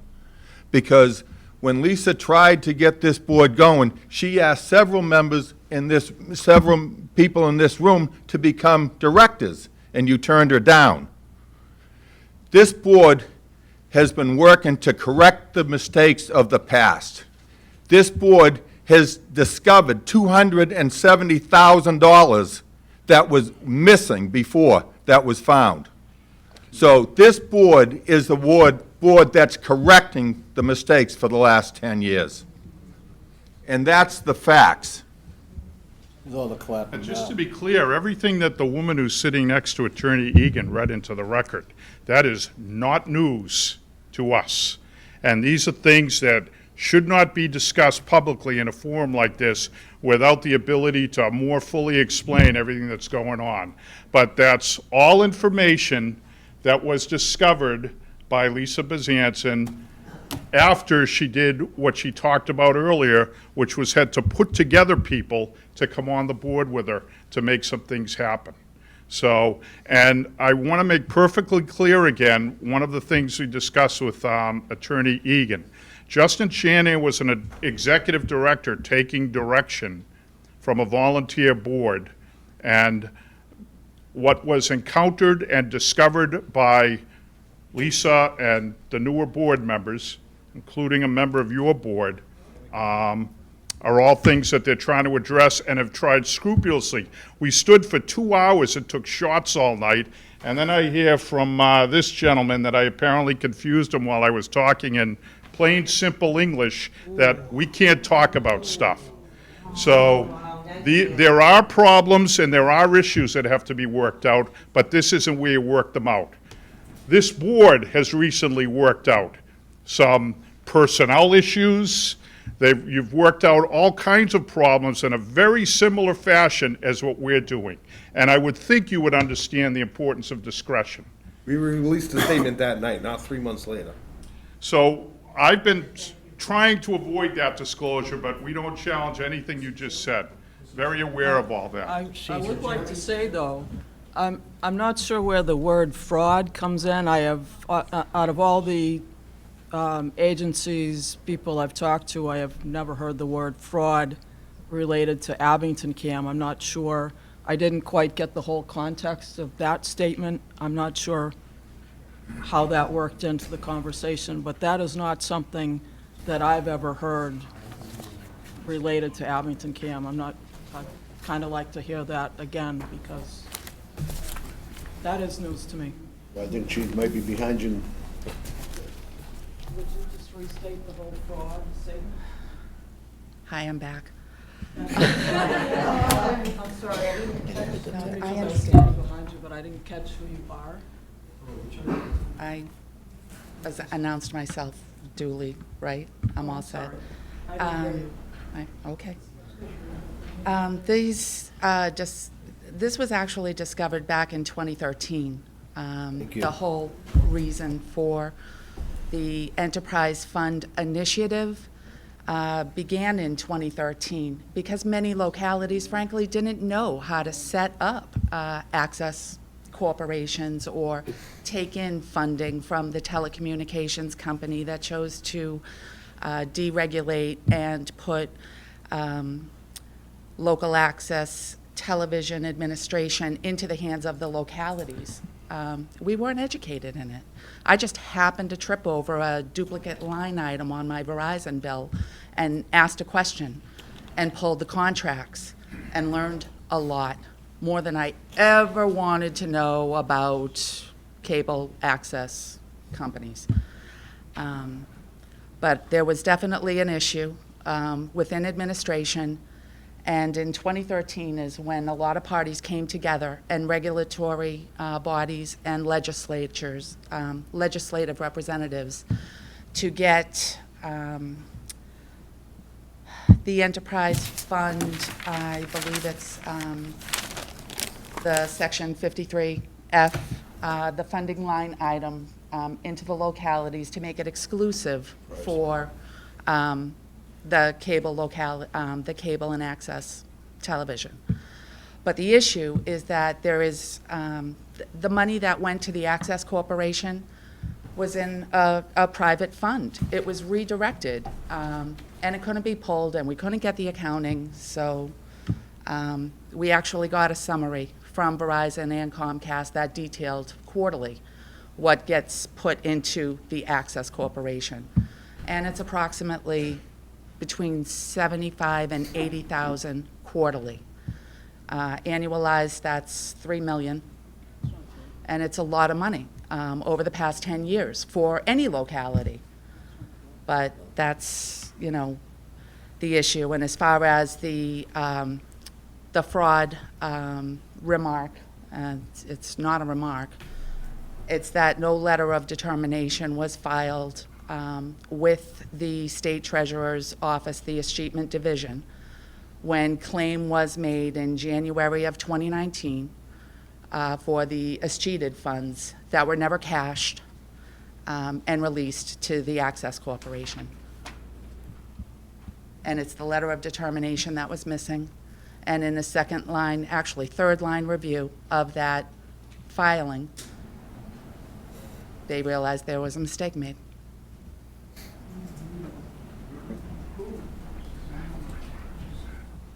Yes, sir. Yes, sir. My name's Dan Broman. I live at 222 Linwood Street in Abington, Massachusetts. About a year ago, a little over a year ago, we attended the annual meeting. And I witnessed something at the annual meeting that I walked out of the meeting saying it was the most disgusting thing I've ever seen in my life.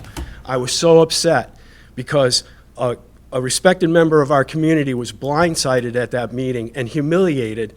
And not only that, but there was an Enterprise reporter in the room. Imagine that. And, you know, I'm paying this man. We're all paying this man right now with our money from our cable bill. And I'll tell you that there's been no direction for Abington Cable. There is so much vision coming from a man we can't even discuss. We can't talk about personnel matters. He can't speak for himself because we have a legal system that says that we can't be told the truth. Yes, you're right. We are confused because we're not being told the truth. You know, you can't even look me in the eye. You know, here it is. I can, okay. I'm happy. I'll Yeah. go sit Don't over interrupt there. back and forth. No. No problem. Okay. You know, I don't want to pay you because you're working against me.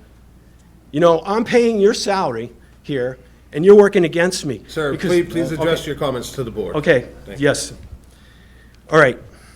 I can't discuss the firing of a man that was bringing this cable station into a visionary concept, doing things that were way ahead of the bar, students that were learning how to create video stories, and we were going to be able to build a news program from those students being able to put out good news programs where the people in the community can learn things like, where do you put your prescription drugs? What do you do with, you know, the trash that you can't get rid of, like mercury and all those kind of things. We could do a lot of great things for this community through Abington Cable Access. And, you know, what I'm really upset about is that I believe that the president of the board is dragging us back with negativism, and that we sent a letter to the board asking for the resignation, asking for the removal of the president of the board, and ours is not the only letter that's been sent asking for the removal of the president of the board of ACAM. And that's basically what I'm saying. Please, we need to remove the president of ACAM and get back to really creating a great, what could be a visionary concept of local TV communications. It could be something really spectacular for this town. It could really rise us up. And, you know, I want to just say one more thing. Do you know how much pain, do you know how much sorrow, do you know how much aggravation has been caused in the last 2 weeks since October 21st?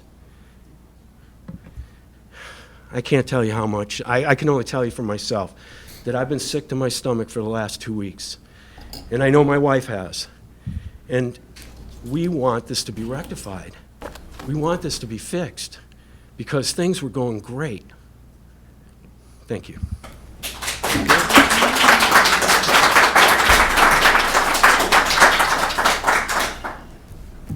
Any further comment? Okay, thank you. Deb Doopy, 1430 Bedford Street. I understand everybody and what they're going through here as far as, it's been a tough night. But the one thing I think that we should be expecting is for you, Mr. Attorney, to apologize to every one of these people in the room, because you've made every single one of them feel like they're below you. You've talked to them like, oh, I'm talking perfect English. Deb, sorry, just the same thing. Please address it Okay. to us. Just- Perfect, you know, it's just, he's been very rude with the people here, and I think that we deserve an apology from him.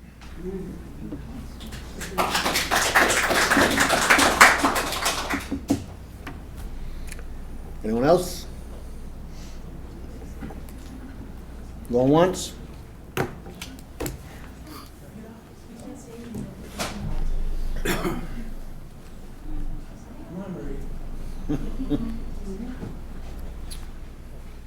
And again, as Mr. Chapin has reminded everyone, please address the board.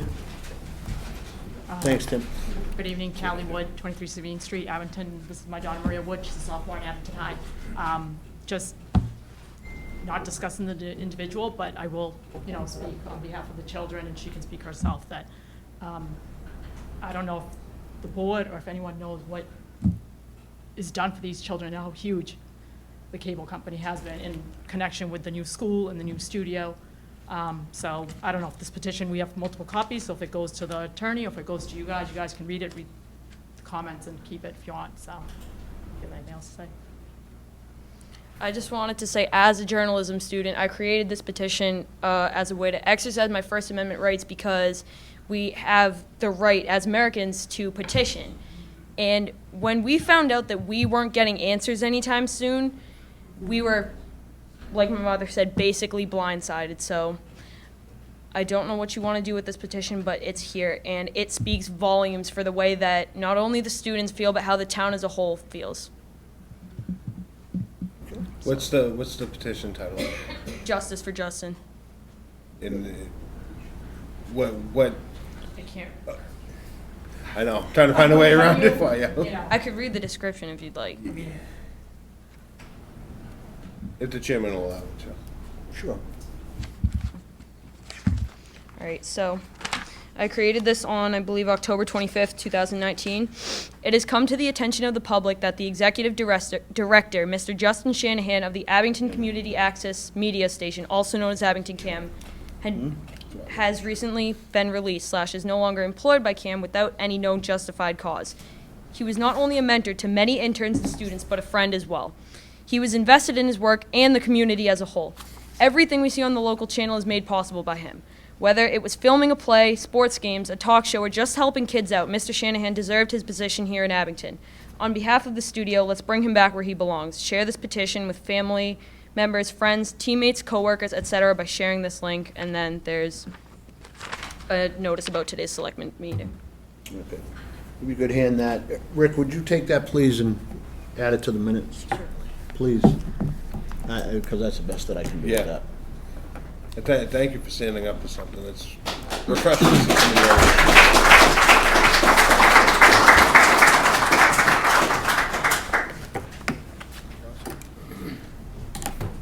Anyone else?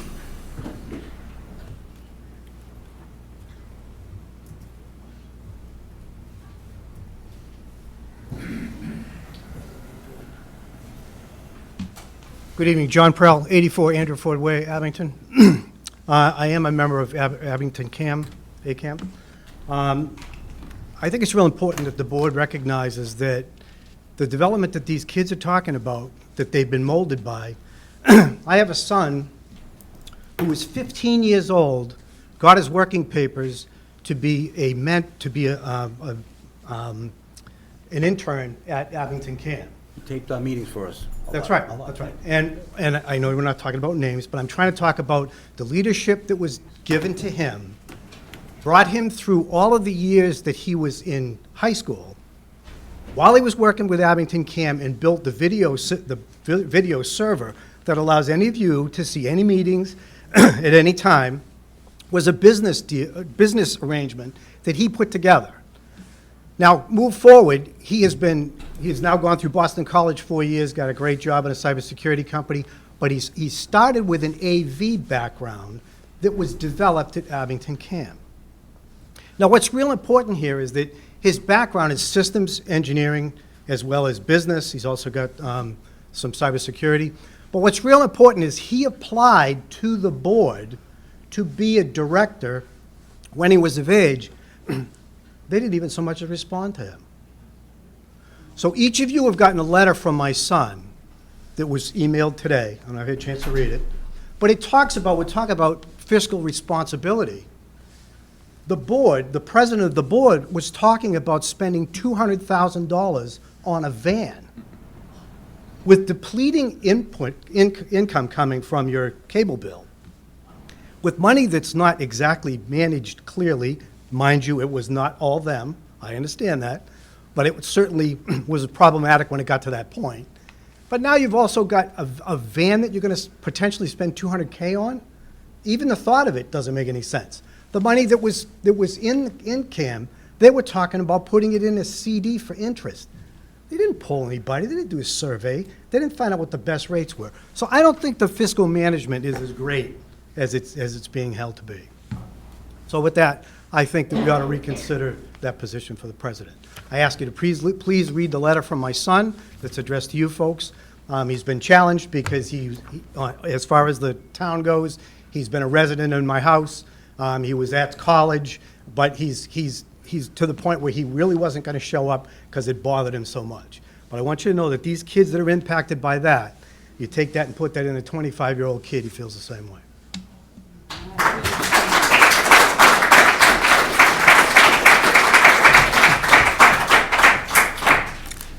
Yes, go ahead. Someone that doesn't like to come up to the stand, please come up. Please come up again. I had read of the next direction or going into another direction, but I do have a question as to why the resources and assets to build the studios within the middle school, and I believe the police station has a studio as well. Why we're not going to move forward with that vision of media within the education piece of the grant, and think that the public wants like a radio show or a radio director. It just seems like a total conflict with the public and education side. It's the personnel, you'd bring that up with them.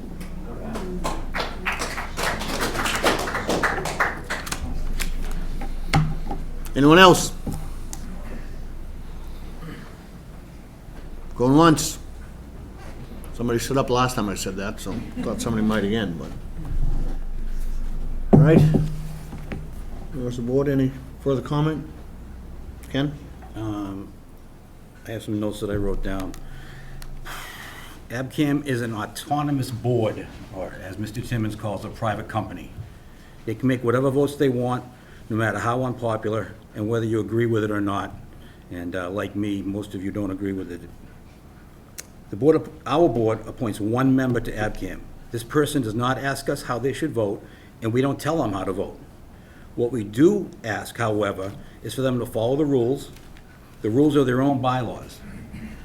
Also, we expect that when we ask for information such as minutes, agendas, postings, that we get them. We should expect that our appointment, who got up in front of us and spoke about the needs of transparency when they were appointed to ABCAM, well, we should get transparency and not hiding behind a lawyer.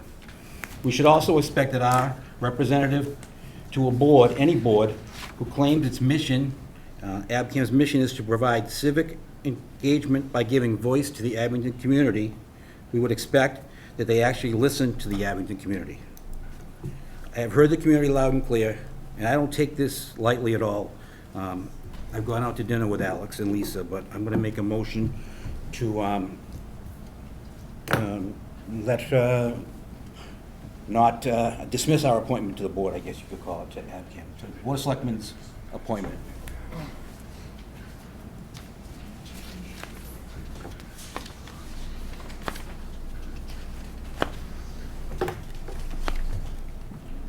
Been a motion made.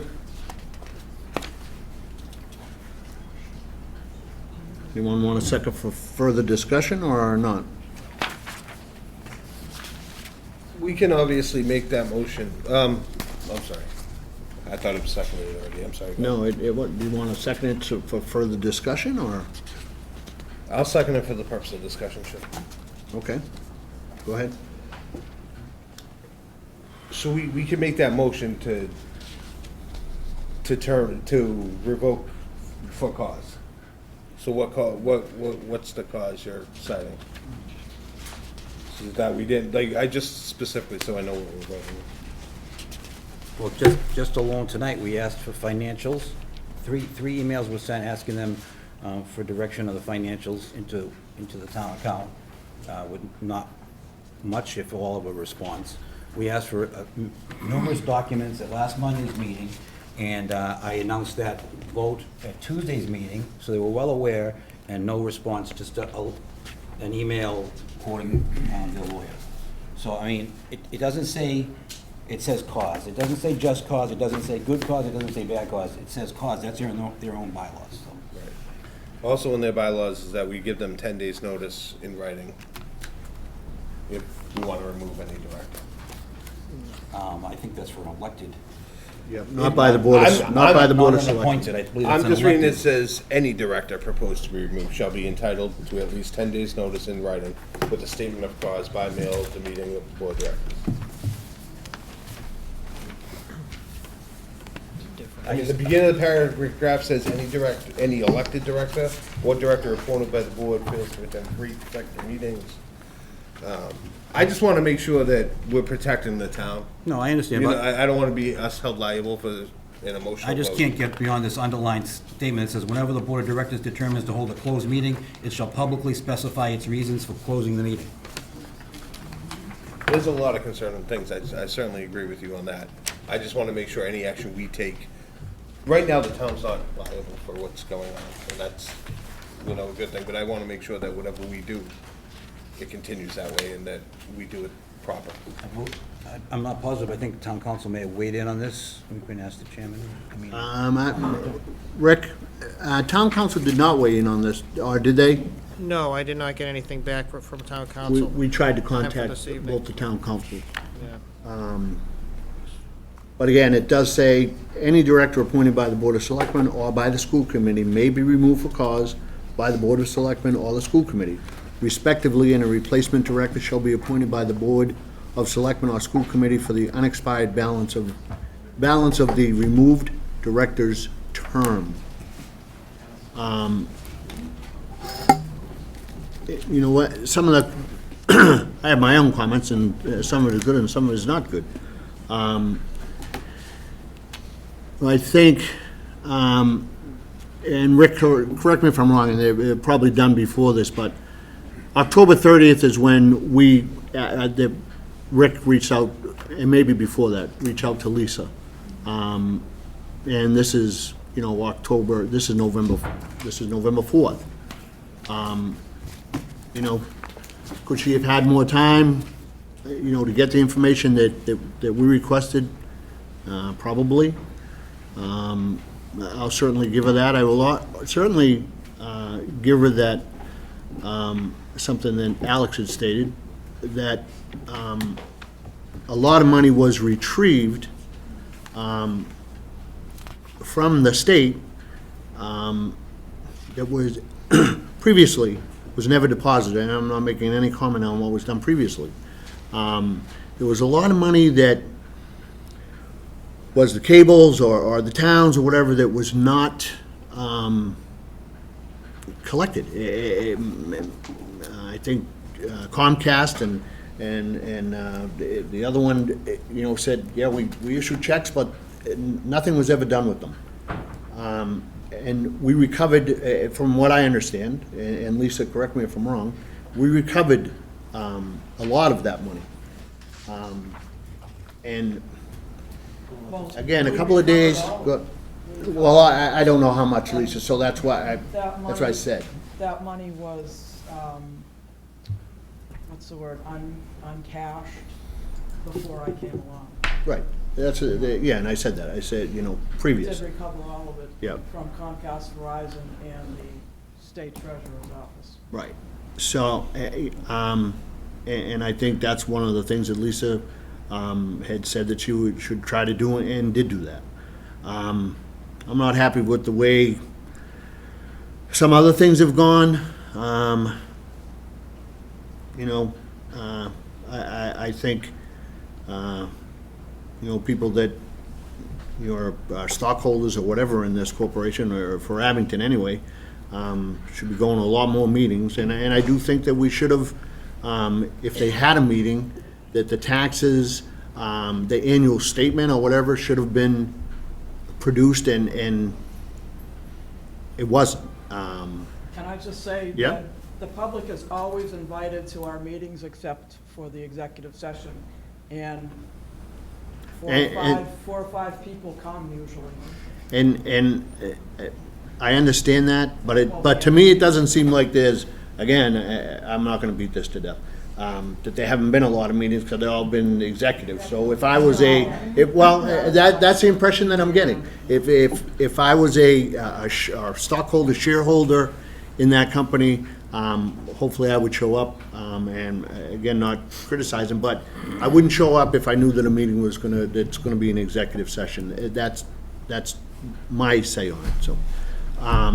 Again, Ken has made a motion.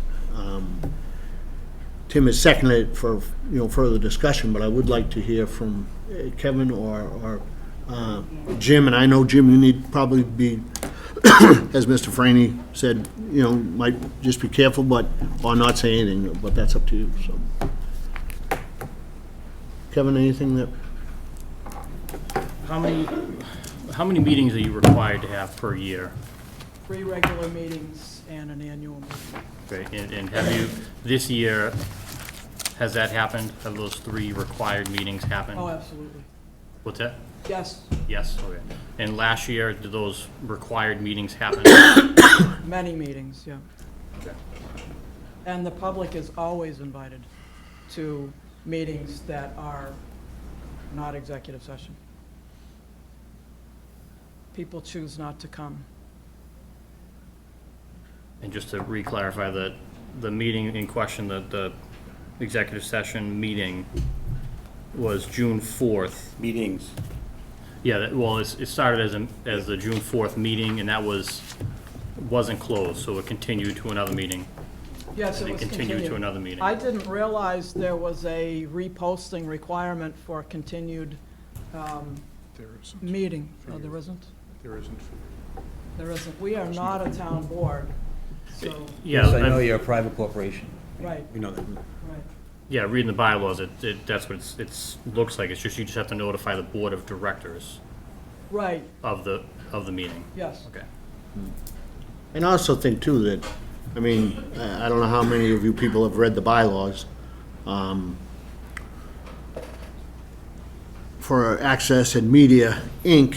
I think if I got on the board, I'd try to rewrite them, some of them, a lot of them myself, but I'm not on it, so, anyway. Jim, do you care to comment? I got something to say.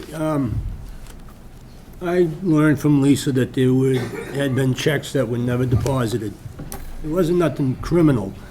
It just was neglect, complacency, whatever you want to call it. But it was years ago. I also learned that the taxes haven't been filed since 2012. Lisa discovered that. And Lisa discovered the missing money. Lisa recovered the missing money. She's the one who has talked to the district attorney, the attorney general, the secretary of state. I believe it's been 3 accounting firms that she's gone to that's been turned her away saying, this is too difficult, we don't want to get involved. The nonprofit status. She found the application recently, dated 2013, with the little stickers that said, sign here. It was never submitted. Lisa, for the past year, I see her ripping her hair off because she's the backbone of ABCAM. She's been doing more work than anybody else. Stop shaking your head. Stop shaking your head. I've seen her working. I've seen what she's done. Jim, Hey, I can't shake my head. Jim. No, Jim. This is I know, unbelievable. I know, but you can't tell somebody in the public not to shake their head away. I mean, seriously, and it's difficult for all of us. I understand. Okay. I just see people want to crucify her, and she's done more than anybody in the past year for ABCAM. More than me? Oh, you run a good camera, Bill. But as for the business side of this, she's done more than anybody. No, we're not doing this. Sure. This has to do,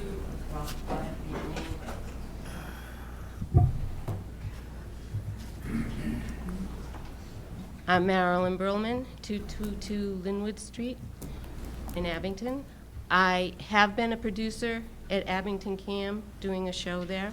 I've also been involved in the intern program with the video storytelling workshop. What I want to talk about is what we're talking about, these meetings.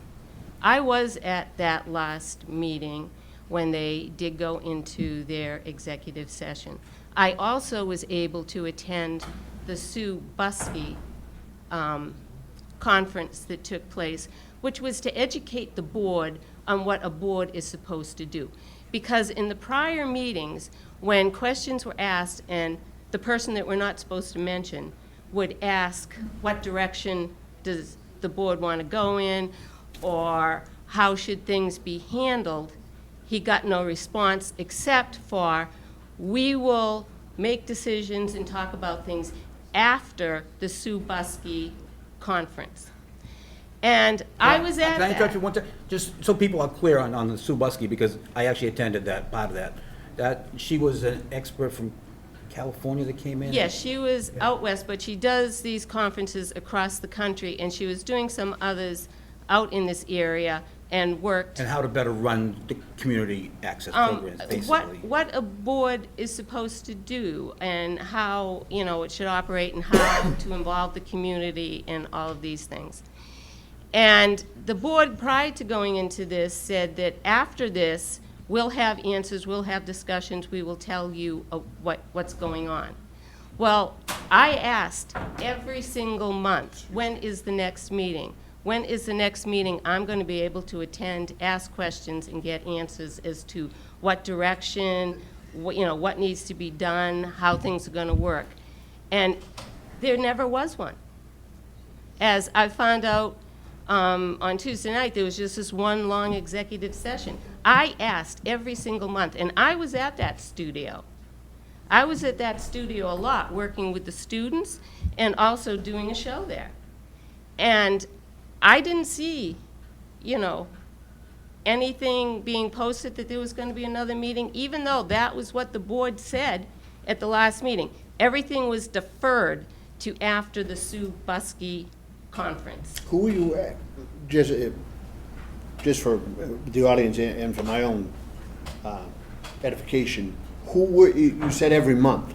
Every month you were going to a meeting, or every month No, you were every- talking to someone? Every month after the May meeting and after the Sue Buskey conference, that would have been like, in June, I asked, is there going to be a meeting? In July, I asked, is there a meeting? August. Again, who are you, September. are you asking the board? That I was in the cable studio. I'd asked Justin. I haven't seen anything posted. I didn't get any email. Okay, all right. Telling me that okay. there was a meeting. Right, okay.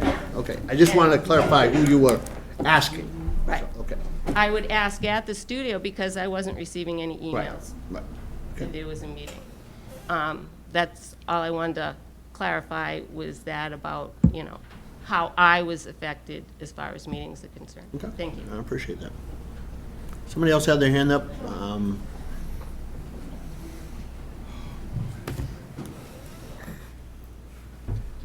Jessica Johnson, 710 Linwood Street.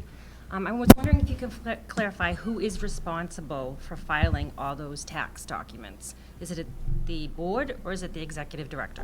I would, well, I won't, they can answer it. I would think it would be the treasurer but. The treasurer of I the don't board? know. That's what I would believe, but. Responsible for filing all those documents? We're not going to talk about that. Well, I'm asking. Okay. I'm asking To us. Again, yeah, no, miss, sorry, I can understand, but you have to address it to us, please. Sorry. That's okay. Again, I would think, and I've heard the gentleman behind you, Mr. Timmons, say that. That they're not going not to gonna discuss discuss it. that. They're not going to ask. That leads to a lot of questions. Okay. I Even also more. have Go ahead. two more. We have 2 appointees for the board, one from the school committee and one from the selectmen. Correct. And I personally have a son who is an intern, and he was personally affected that Tuesday. And I am extremely upset at the way it was handled. They left those kids in that room. One of the children called Lisa on that 800 number and was told that so-and-so is no longer an employee, sorry for the inconvenience. That's how they found out. So to me, she did not do her job, and the school committee member did not do his job either. Because those kids should have been thought of first. Somebody should have notified the school. The principal didn't know. The teachers didn't know. No one knew. Our kids were telling them. And it was pretty devastating for them at 16 years old to learn something that most adults don't learn until they're in their 20s. So I'd like you to keep that into consideration when you do re-elect whomever to the board. Because it's not just your financial part of it, it's a whole. A director or a president of a board is a whole. And they have to look at the entity as a whole, and who it affects, the community, the schools, and also the financial part of it.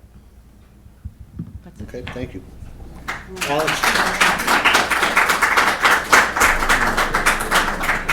And again, Alex, please, direct towards us. Yes. Alex Haggerty, 515 Summer Street, Abington.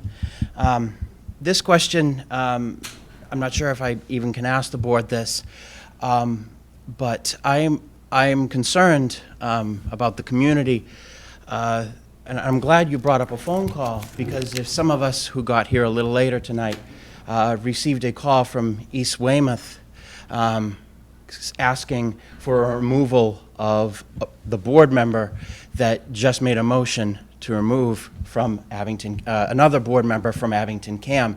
So I have a question for the Board of Selectmen and also Abington CAM. Did you put out that call tonight? The removal of Kenneth Coyle, Selectman Kenneth Coyle? Well, hope not. What call is this? Abington, the entire town got a robocall tonight asking for the removal of Kenneth Coyle, Selectman. This is the first I heard of it. So I'd like to ask if Abington CAM had anything to do with this, because this concerns me. Does anybody have that on voicemail or? I received 3 You texts do? tonight during the meeting. You do? Is there a... Oh, yeah, because no, my mother got that message. And press 1, if you approve of the removal of Kenneth Coyle, absolutely, I'm sorry, absolutely. And then press 2 if you don't approve of it. Mr. Chairman, this isn't really relevant, and I appreciate you getting up. Well, no, because I think it shows, because I'm not surprised that it happened at 6:25 right before this meeting. I've never been afraid to state my mind. If you can't, hate to eat it out of the kitchen, but I'm staying in the kitchen, so. And what did you say, it came from East Weymouth? Yeah, call from East Weymouth. And I can certainly appreciate what Ken just said, but, Absolutely. East Weymouth and this board, and I certainly appreciate, there's not much that we can do, although, now it's sort of public, but if we're still on cable. Well, I'm just concerned if the people it's free who speech, sponsor Abington Cam, if that's the tax dollars went to pay for that call. No, I don't know that we'd ever get that answer, Alex. But Abington Cam like to respond?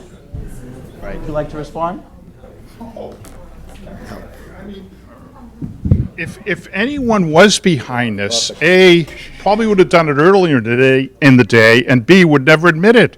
I mean, please, you've come up in a room, why don't you ask me if I still beat my wife? That's the follow-up question. No, of course. Okay. I don't think anyone here knows anything about a robocall. Quiet. We don't even know the robocalls happen. Hello, Of course please, not. everyone, please. Please. Wouldn't have advised that tact. Rick, I told you I needed my mallet. All right, Alex. Yes. Thank- No, I'm thank- just concerned, I mean, the town's concerned, and we don't need this fiasco going on. We don't. It's already going. I mean, Abington wants transparency and communication, and 2 weeks ago, that stopped. Okay, thanks, Alex.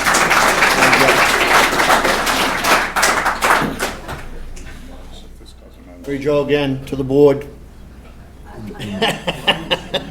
Whether you've ever been to one of these meetings. Mary Jo Franny, 12 Platt Street, Abington. I'm not a member of CAM, I just joined online to become a member. And I felt my heart bleeds for the kids, because I know they put so much time into it, and I'm so sorry for that for you. But my concern is, all this money, there's no one, and I was involved, I started Abington Teens and Parents way back when it was a nonprofit organization.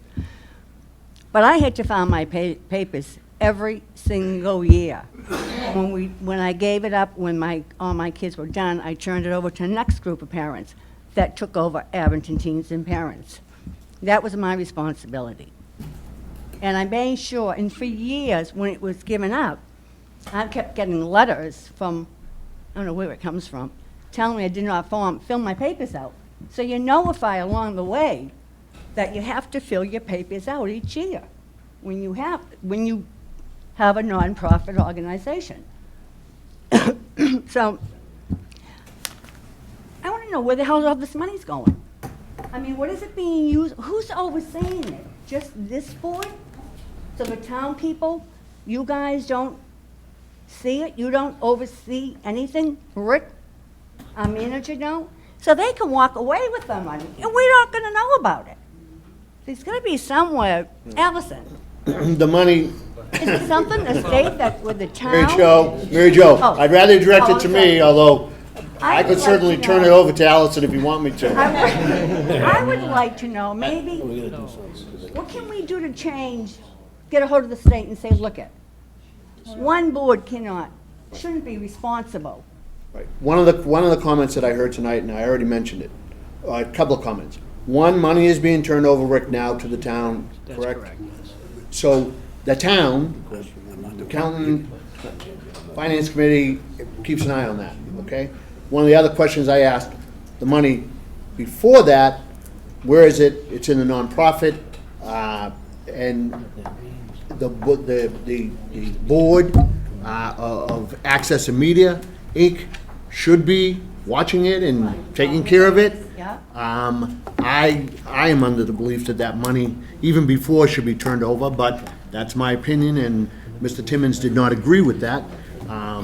But it's something that we're gonna have to, I guess one of the things I really wanna say is, there's a lot of issues here, and I think there's a lot more that has to be done. I think we started it, unfortunately, and I don't think it's gonna end tonight, in my opinion, but, Well, I think what that's I what we have to do. Tom, I think what I would like to see, I've joined to become a member on this. And I think more people should get involved. The more people you have involved, you can make changes. If you don't get involved, and you have no rights. If you want to be involved and join, get online and join and become a, because we'll be more powerful. You'll get the point. Thanks, Mary Jo. Mr. Chairman, can we move the question? Can we move the question? Excuse me, can I just add one thing to that? Is that Abington CAM was incorporated in 2009, and whatever happened before 2018 happened before June 12th of 2018 happened before I came along, and I've been working to correct the mistakes of the past as far as the corporation, not as far as anybody that we can't discuss. I don't know, right there. As far as working with an accountant, I've asked several accounting firms since June 12th of 2018. I have spoken with 5 different accounting firms, different accountants, and finally got one that agreed to take us on recently. There have been ones along the way, but this one is finally. Sure. And just if I can further amplify on your question, nonprofits in the Commonwealth, the Attorney General's office oversees them, and they're all required to file what's called a Form 990. So that's something that's being done. So there is oversight, and there will be accountability for all the money. It'll all be accounted for. But the 990, Absolutely. the 990 And I hasn't know been that filed yet. Everyone would be Sorry. delighted to see you come on board and help.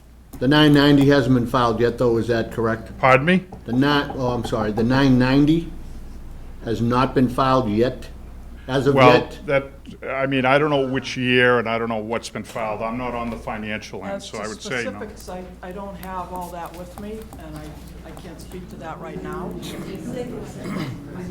But they're being handled, yeah. They are, absolutely. Any, I'm sorry, the question was moved. No, I'm sorry, the question was moved on the motion. You're moving If right the on motion the to move motion. doesn't carry, I'm sure that you'll get a chance to talk. That's true. So the question has been moved. Second. What? What'd you say? Second the motion to move the question. All right, second to move. That All means- those in that favor of means- moving? That means cut off the discussion. All those in favor of moving the question, signify by saying aye. Aye. Opposed? Abstain. 3-1 to move the question. All right. There was a motion made and seconded for a purpose of discussion.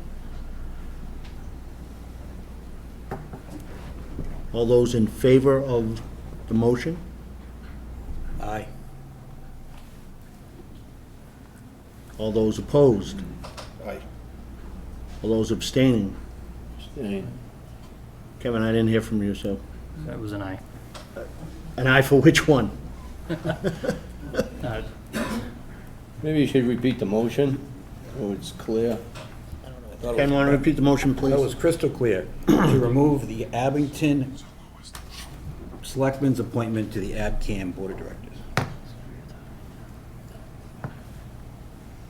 Okay. Jim abstained. Kevin was an aye, or Yes, aye. Tim? I did not vote for that, no. You did not vote yeah. And I didn't either. So the motion does not carry.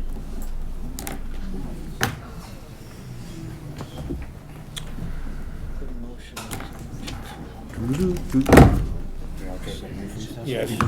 Pardon me? Want to take a brief recess so people can exit? You want to take a brief recess? Board want to take a brief recess if you want? Sure.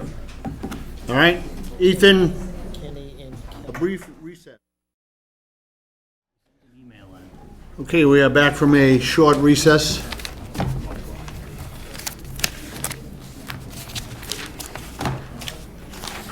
We are moving on to item number 5. Mr. Chairman, Yes, sir. did you say we would have a chance to speak again on this subject? I will let you speak, and then I will end all discussion on number 4.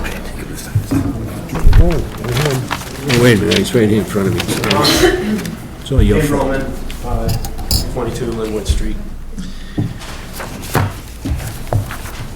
Ken Coyle, I have utmost respect for you.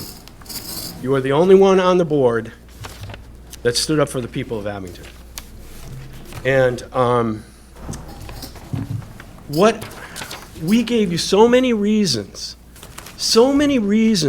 to remove the president of the board. I told you about the public humiliation of a respected member of our community who had a reporter there that did a report in the Enterprise and rubbed this guy in the dirt over him not getting certain monies.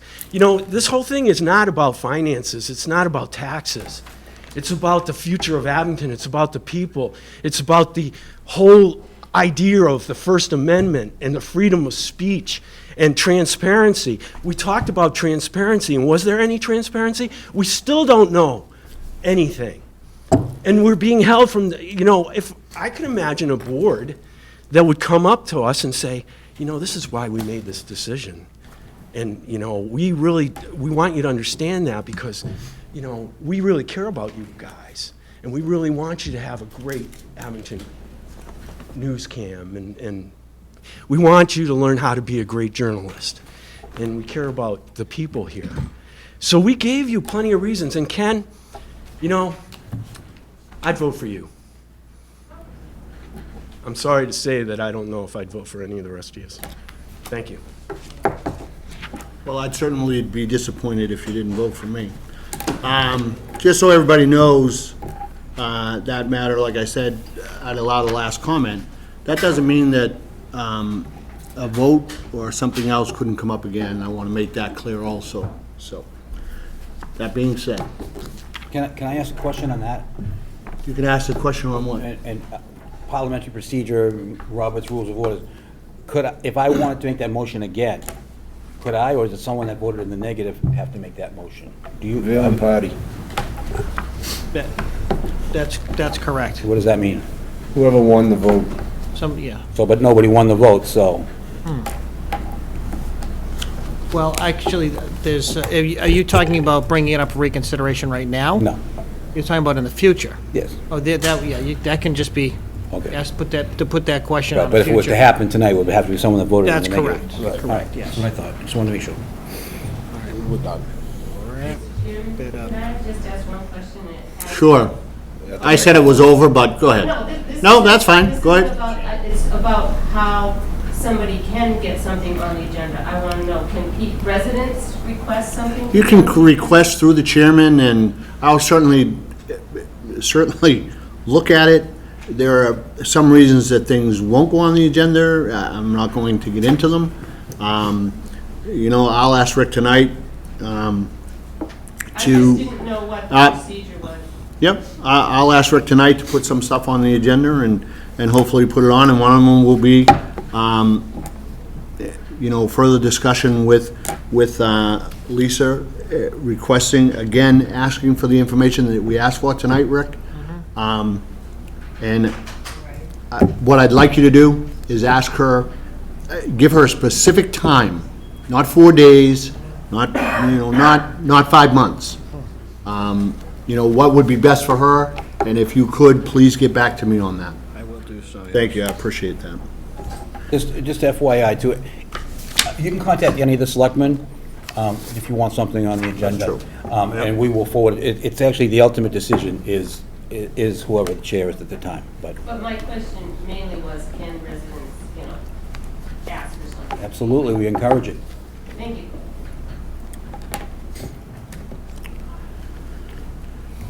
Okay. So, moving on to number 5, discussion of draft Abington Police Management and Operations Study, RFP.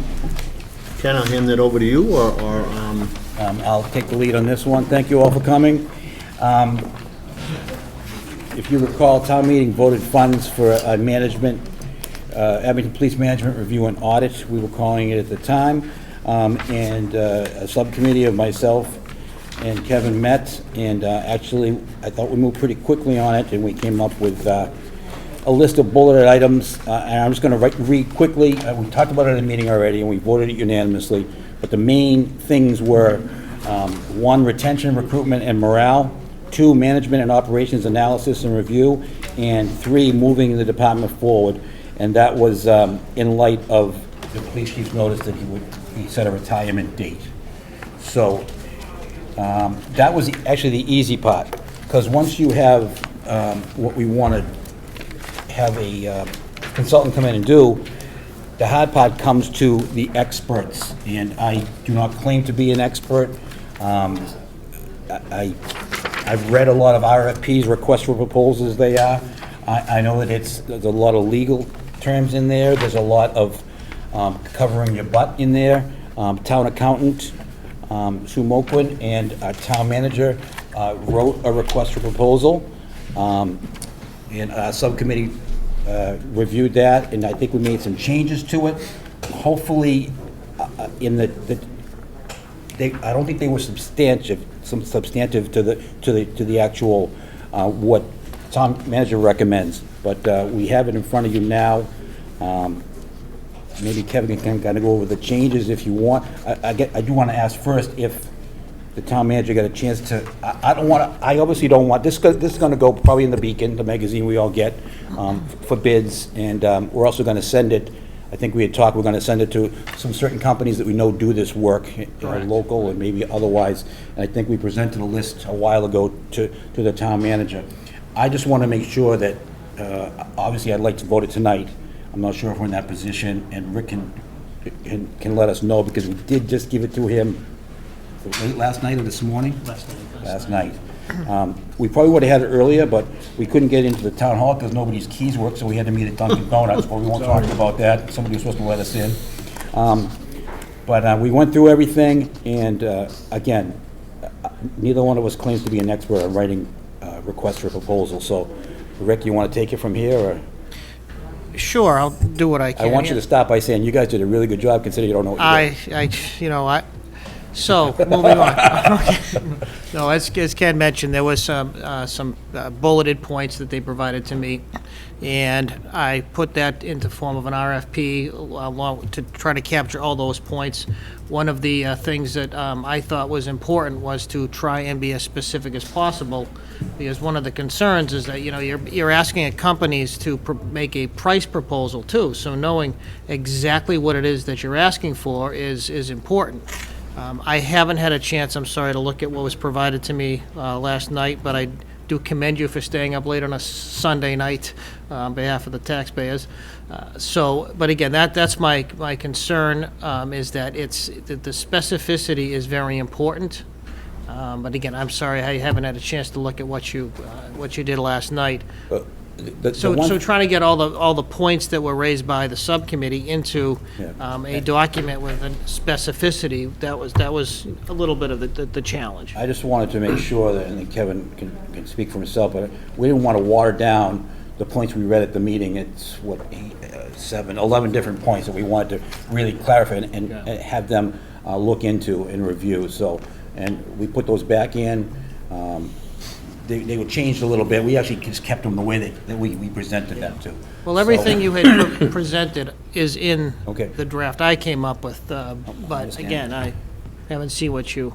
And then I think just the selection, we changed a little bit. We just want to have the selectmen, obviously with your recommendation after the bids come in, and the town accountant's recommendation, because she was involved in the process, and then let our board decide who gets the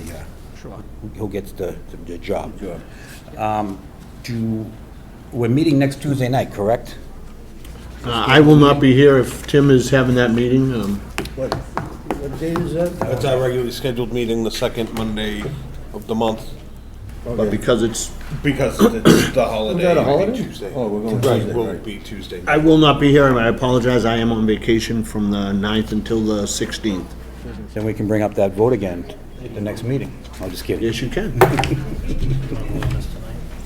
You might want to wait till I'm back. You want to vote on this tonight? I have no problem. The only problem I have is, we just want to make sure it's legal and gets the job done.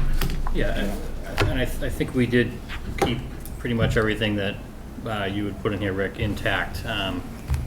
What we did rearrange is the wording on the actual review and audit, because we voted on this language unanimously, so we took this language verbatim and put it in bullet points in here.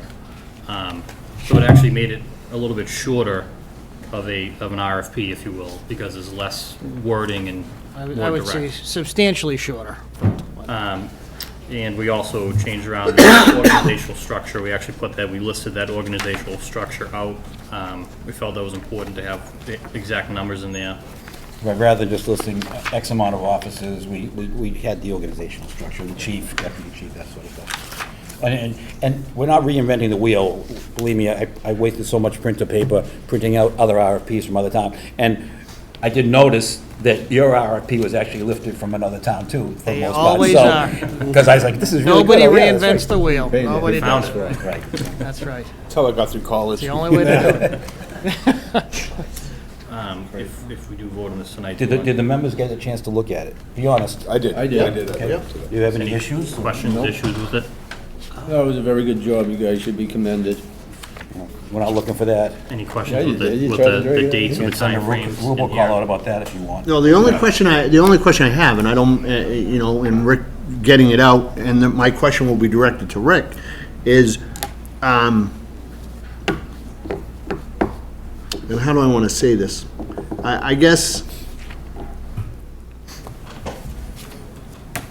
and you've done these before, Rick, so I guess my question is, sending something out like this, or anything like this, if people are not responding to an RFP, do they let you know why? And I guess my question is, It's I'm possible. not saying it's possible, but is it possible they may, it may go out, nobody applies, they don't tell you, I guess you're gonna have to try and figure it out? Yeah, that could be the case, but it's not unusual that some of the consultants who we deal with over the years in different capacities could pick up the phone and say, what's up with that?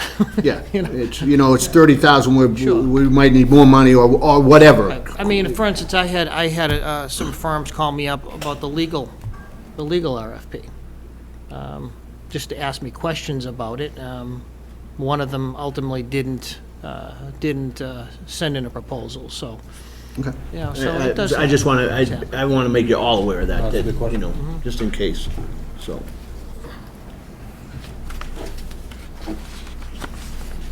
I mean, I would have no problem voting it tonight. I just want to have a caveat that you look it over and recommend any changes and give the subcommittee the authority to make those changes. You want to do it that way?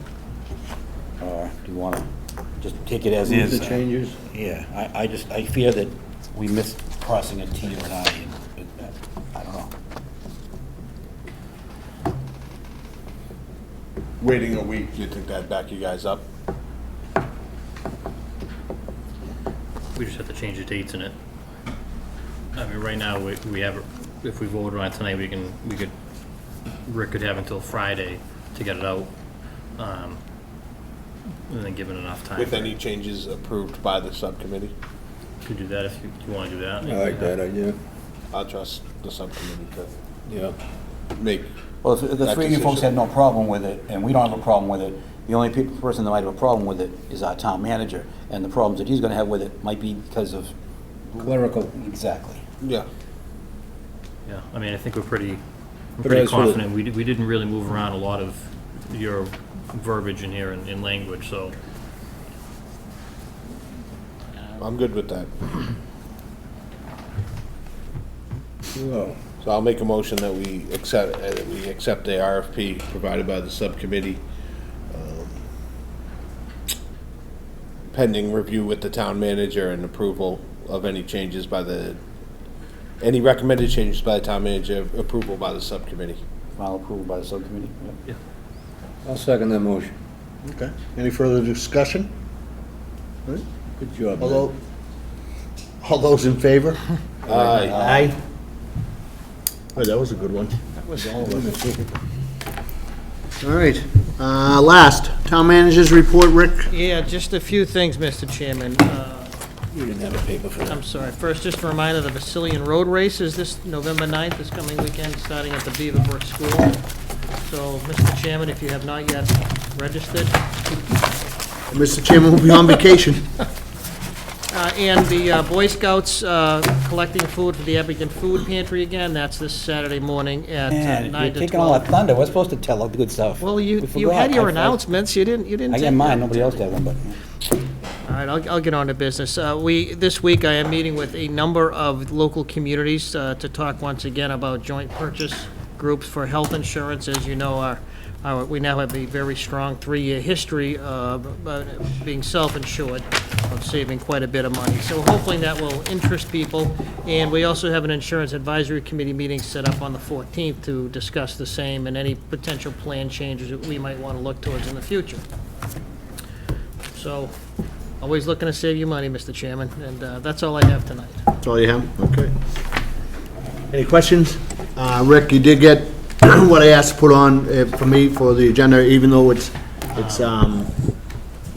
I won't be here, but I'd still Could you? at least reach out to Lisa. Yes. Timing and whatever. Yeah. Again, thank I you. have that. Very- Anybody else that,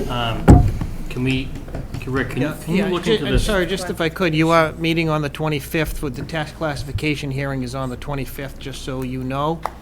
So, if that makes any difference to any of you, your schedules? Can you look into the key fobs again and maybe get back to us the next meeting? I mean, I don't think anyone's work. Really? Nobody's? no, at all, not at all. It's just. No. Are you Okay. serious? I mean, Why we haven't had coffee and chat. I'll put you in touch with the guy. I could be the, actually, please do at this point, please do. Mine's the only one that seems to work, apparently. So does the board want, does the board want to meet next, when are you going away? Me? Don't you go down south? Yeah, it's like March. Oh, well, I think I thought it was- Joyce is going in February, I go in We March. meet on the 12th and then the 25th. I didn't mean like when are you going away, I meant vacation. That's what I'm doing. Do we want to skip the next Tuesday's meeting then? Yeah, we already approved this. There's no public Right. appointments or anything? No, again, the We're gonna go with the 25th is, 25th. And then It can't move. that will give us time for the posting for the Yep. town manager search committee? Yes, we can appoint at that meeting. Yeah. that's, Are you going to post that? that's, Or do you want us to post it? Yes. I will do my job. Thank you. I just want to be in line with the, Motion to adjourn. okay. Well, wait a minute, no second yet. Anybody else, just in case, Well, my only for Rick concern, or anyone? concern was the posting for the, search committee, that we lined it up. Yep, you found motion to adjourn. All right, motion to adjourn, and I ever hear a second? Now, Ken seconded it. Who did? Second, yeah, second. All those in favor? Aye. Aye. Unanimous. Thank you. We're not gonna ask who's opposed? Opposed? No one's opposed.